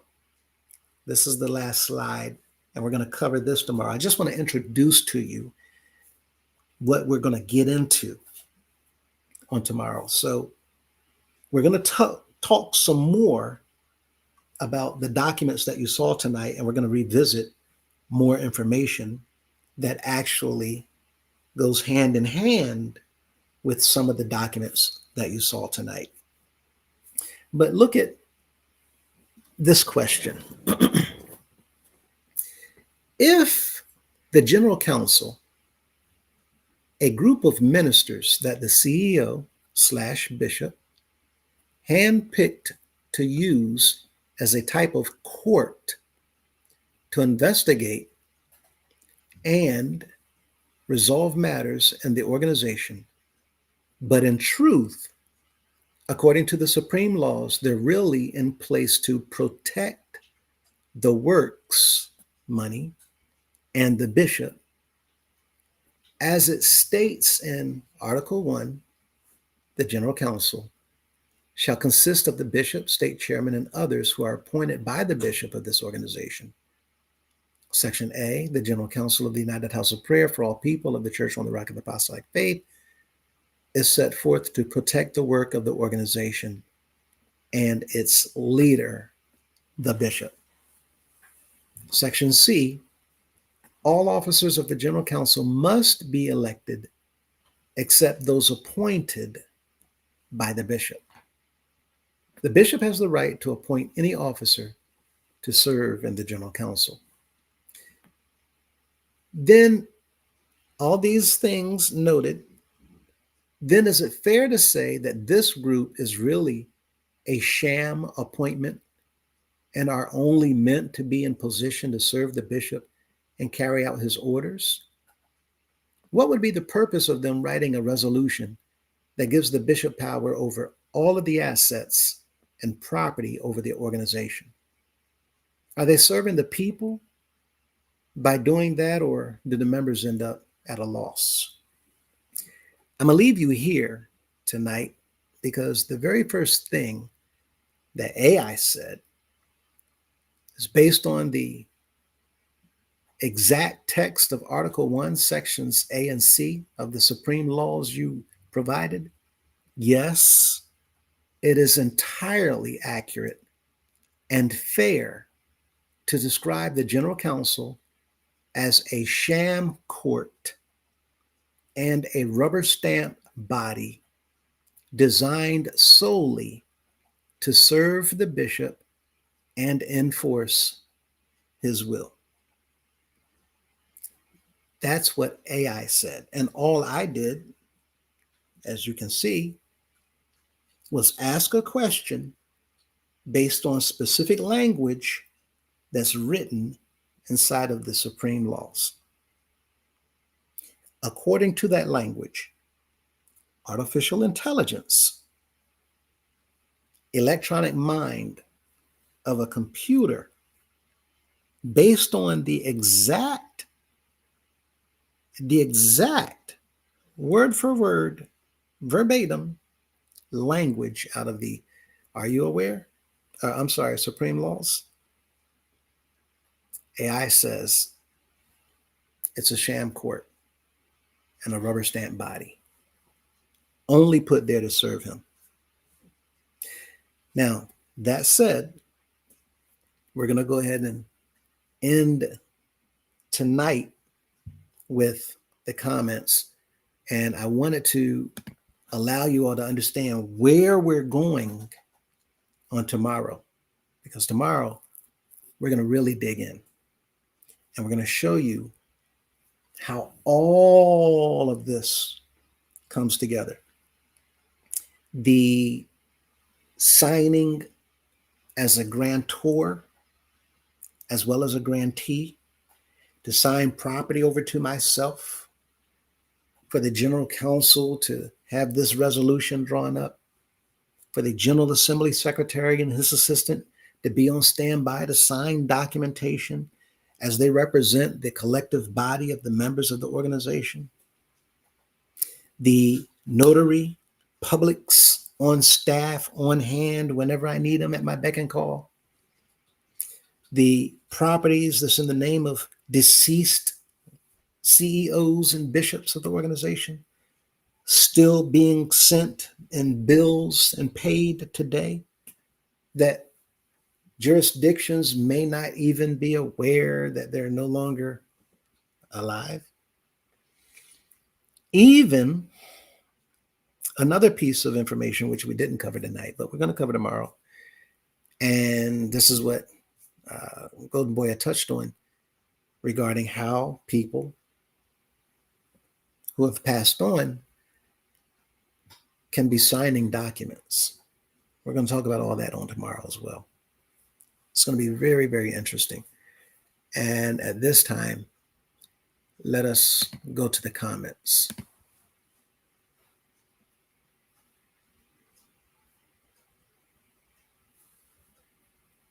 I see one. Most of them, I think we've covered. I think most of them were just for like context while you were speaking, but I only say that so that you don't have to like really dive into them too much, but Mhm. just the ones that stand out to you would really be beneficial for all of us. It was some really good ones in there though, for sure. Okay, so let me go through uh, really quickly. And uh, again, thank you for that. Who was that? Chrissy Bailey passed in 2023. I appreciate um, you calling me out on that and correcting me. Hello, everyone. Hello. Good evening. Good evening. Good evening. Um, and Miss Mintz, she just said this earlier. Dag on Ganstaboo does it again. Um, so, okay, we did go over that one. These crooks have no end. Um, and can you pray? Sierra Jaramillo. Uh, yes. Um, For those of you that are individuals that do look into and don't mind praying for others, we have someone here, Sierra Jaramillo, asking for prayer. I want to keep them in our prayer. Their cholesterol, obviously, the comment is leading uh, us to understand they're talking about high cholesterol, I'm sure. Um, and we do hope and pray that it certainly comes down if that's the case, and that you are able to quickly recover from your current state. Natasha, Michelle, hello, hello, hello. Um, Absolutely. I just wanted to concur on that. Definitely, definitely agree with that. yes, sir, absolutely. Thank you for that. Zalika, abundant peace and blessings. Uh, and Dwayne Crook, B. Is the regulating agency asleep or dead? We'll talk about that too later. Um, Real quickly, though, everyone understand the regulating agencies are literally they're going through it. They're getting hit hard. They're slammed because they don't have the workforce that they had before. So they're working with a handful compared to what they had before. And that has backed up a lot, just like the IRS, right? Skeleton crews. Yeah. Hmm. And people know that your IRS refunds have been stagnant. It's because of the same reason. They're just going through it. They're getting hammered. Um, but we have some things being taken care of. But yes, thank you for that, B Nene. Um, Harold Franklin, Glenn, check on him. Uh, Oh yeah, that's when you got kicked off. oh, uh, Yeah, that was like check on them. We was listening to Sweet River. They was worried about you. oh, thank you. I appreciate that. It's Uh-huh. all good. Uh, I can't even imagine what went through you all's mind. Um, but Harold, thank you. I appreciate that. Bine, as Golden Boy would say, solid, right? uh, the Gemini Music Show. Love, joy, peace, happiness, and perseverance to all the family. Um, Bati, what we talking about? I don't even know how these people become a bishop. Who ordains these greedy, lazy, that don't bark? Yeah. Um, Bapti, and also people don't need scripture. Read scripture. Read. Most people don't even know what a bishop is and what does he hold on the church and who ordained a bishop. People don't ask these questions spiritually. Don't. Yeah, unfortunately, we're dealing with that all around the world. We encourage everyone to read, to read, to read. Um, All right, now don't get to clicking too fast. You done clicked the wrong one up there. oh, yeah, I see. um, Thank you for that. His, Uh-huh. his word is my weapon. I've been in the bushes. We heard that earlier, listening and learning, but I had to come out of the bushes for this. I'm flabbergasted, seriously. Oh, let us pray. Yeah, and stay right there because there's much, much more coming. And we're looking forward to uh, the end of so many things. Greetings, y'all, by the way. His word is my weapon. Um, I'm going to have to get my blood pressure dosage up. Oh, sorry to hear that. But again, our prayers are going out to you as well. We hope that you feel better, do better, get better, stay better. Um, Hmm. Absolutely. This one I left up for a while because I felt like the members really needed to see and hear and read what another member is saying right here. I let this stay up for several minutes. And this individual here is echoing what Brother Dwayne just said the last time we had him on last Wednesday, which is to stop giving. Don't stop going. Just close your wallets and see what other changes take place if and when we, the members, you know, take our power back. Just stop giving. And they're going to continue until change Mm-hmm. removes them. And we've been saying consistently, it doesn't take a whole lot of effort for change to Mm-hmm. remove them. It just takes the people to decide to stand up, come together. And some may say, that's easier said than done.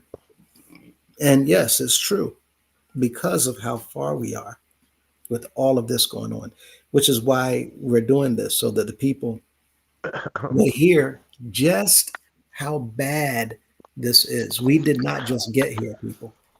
We've Right. been here for a minute. Mm-hmm. Um, 100 years. yeah, doing this right here. The pen, Mm-hmm. his word is my weapon. To imagine the energy spent to get away with doing the wrong thing, and then imagine what they could do if they use that same energy for the right. The way they're playing in everyone's faces is crazy. Yeah. Um, So let me chime in right here. yep. When I used to build airplanes for the Boeing Airplane Company, you know what they taught us was that the most expensive work is rework.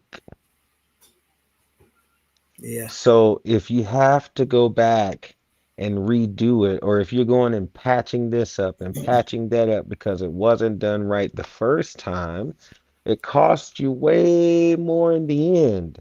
Now, when I was a little child, my grandmother taught me, she said, baby, when you go to wash the dishes, if you wash them right the first time, I will not ask you to come back and wash them again.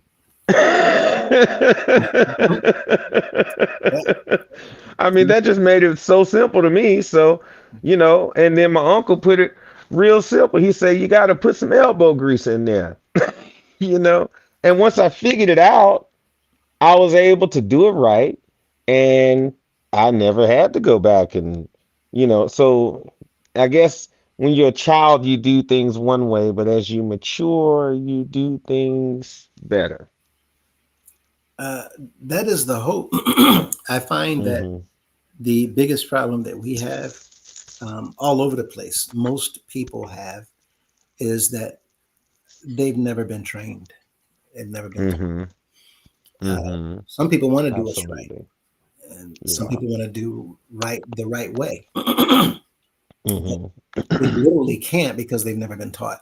And this is what we're Hmm. looking at. We're looking at teaching. We're looking at training. We're looking at making sure that everything is in line with what it needs to be in line with. And, Hmm. everyone will see the benefit of that inside as well as outside. We cannot do what we're doing simply for the members of the house of prayer. Can't do that. That the law does not permit, allow, nor um, is designed for that. A Hmm. nonprofit, if you're only doing for your own members, we have Hmm. not talked about this extensively, but we will.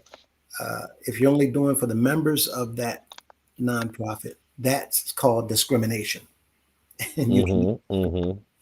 So we'll be getting there.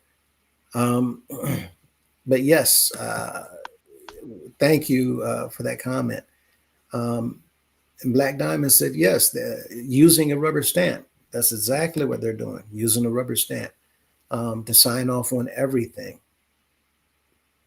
Um, Oh, that was from earlier. okay. And Dwayne says, "What's up?" What's going on? What's going on? Uh, these crooks have no end. Oh, I think you restarted um, because we were at Harold Franklin Glenn saying, "Stop giving your money here," Oh, and then actually, you had four more left, and then you were done. yeah, that's it. This is deep as the last. So, Oh, yeah. Okay, you're yeah, right. we want to thank you Using. all Mm-hmm. who joined in with us this evening. And I meant to, well, our Father, He knows what He's doing. But we want to come back on tomorrow. We will be picking up um, for the fellowship with this. And I believe uh, I'm going to put up a notification. I believe I should be prepared for this um, early, but I'm going to say maybe, maybe right now, 5 o'clock. If I can do it earlier, I will. Uh, but with that said, we want to thank you all for your time, for hanging in with us tonight, uh, sticking it out, and for sharing your comments. We hope that you all have enjoyed as much as we did, and we hope to see you on tomorrow. If you cannot make it, the video's there. Just stop the video, of course, read the information so that you understand it. But until that time, we hope that you all have a wonderfully beautiful night. Hope that you enjoy your rest. Golden Boy, you take care over there, and hope that you get your rest as well. I'm certainly going to go Absolutely. get my rest. And Mm-hmm. uh, if it's our Father's will, we'll see you all in a few hours for those of you who can make it. If not, we'll see you next time in the next video. Until that time, Solid. take care, everybody. Have a good one. All right. Good night, everyone. Appreciate y'all. Thank you, Brother So, Lewis. Good night. you got it, boss.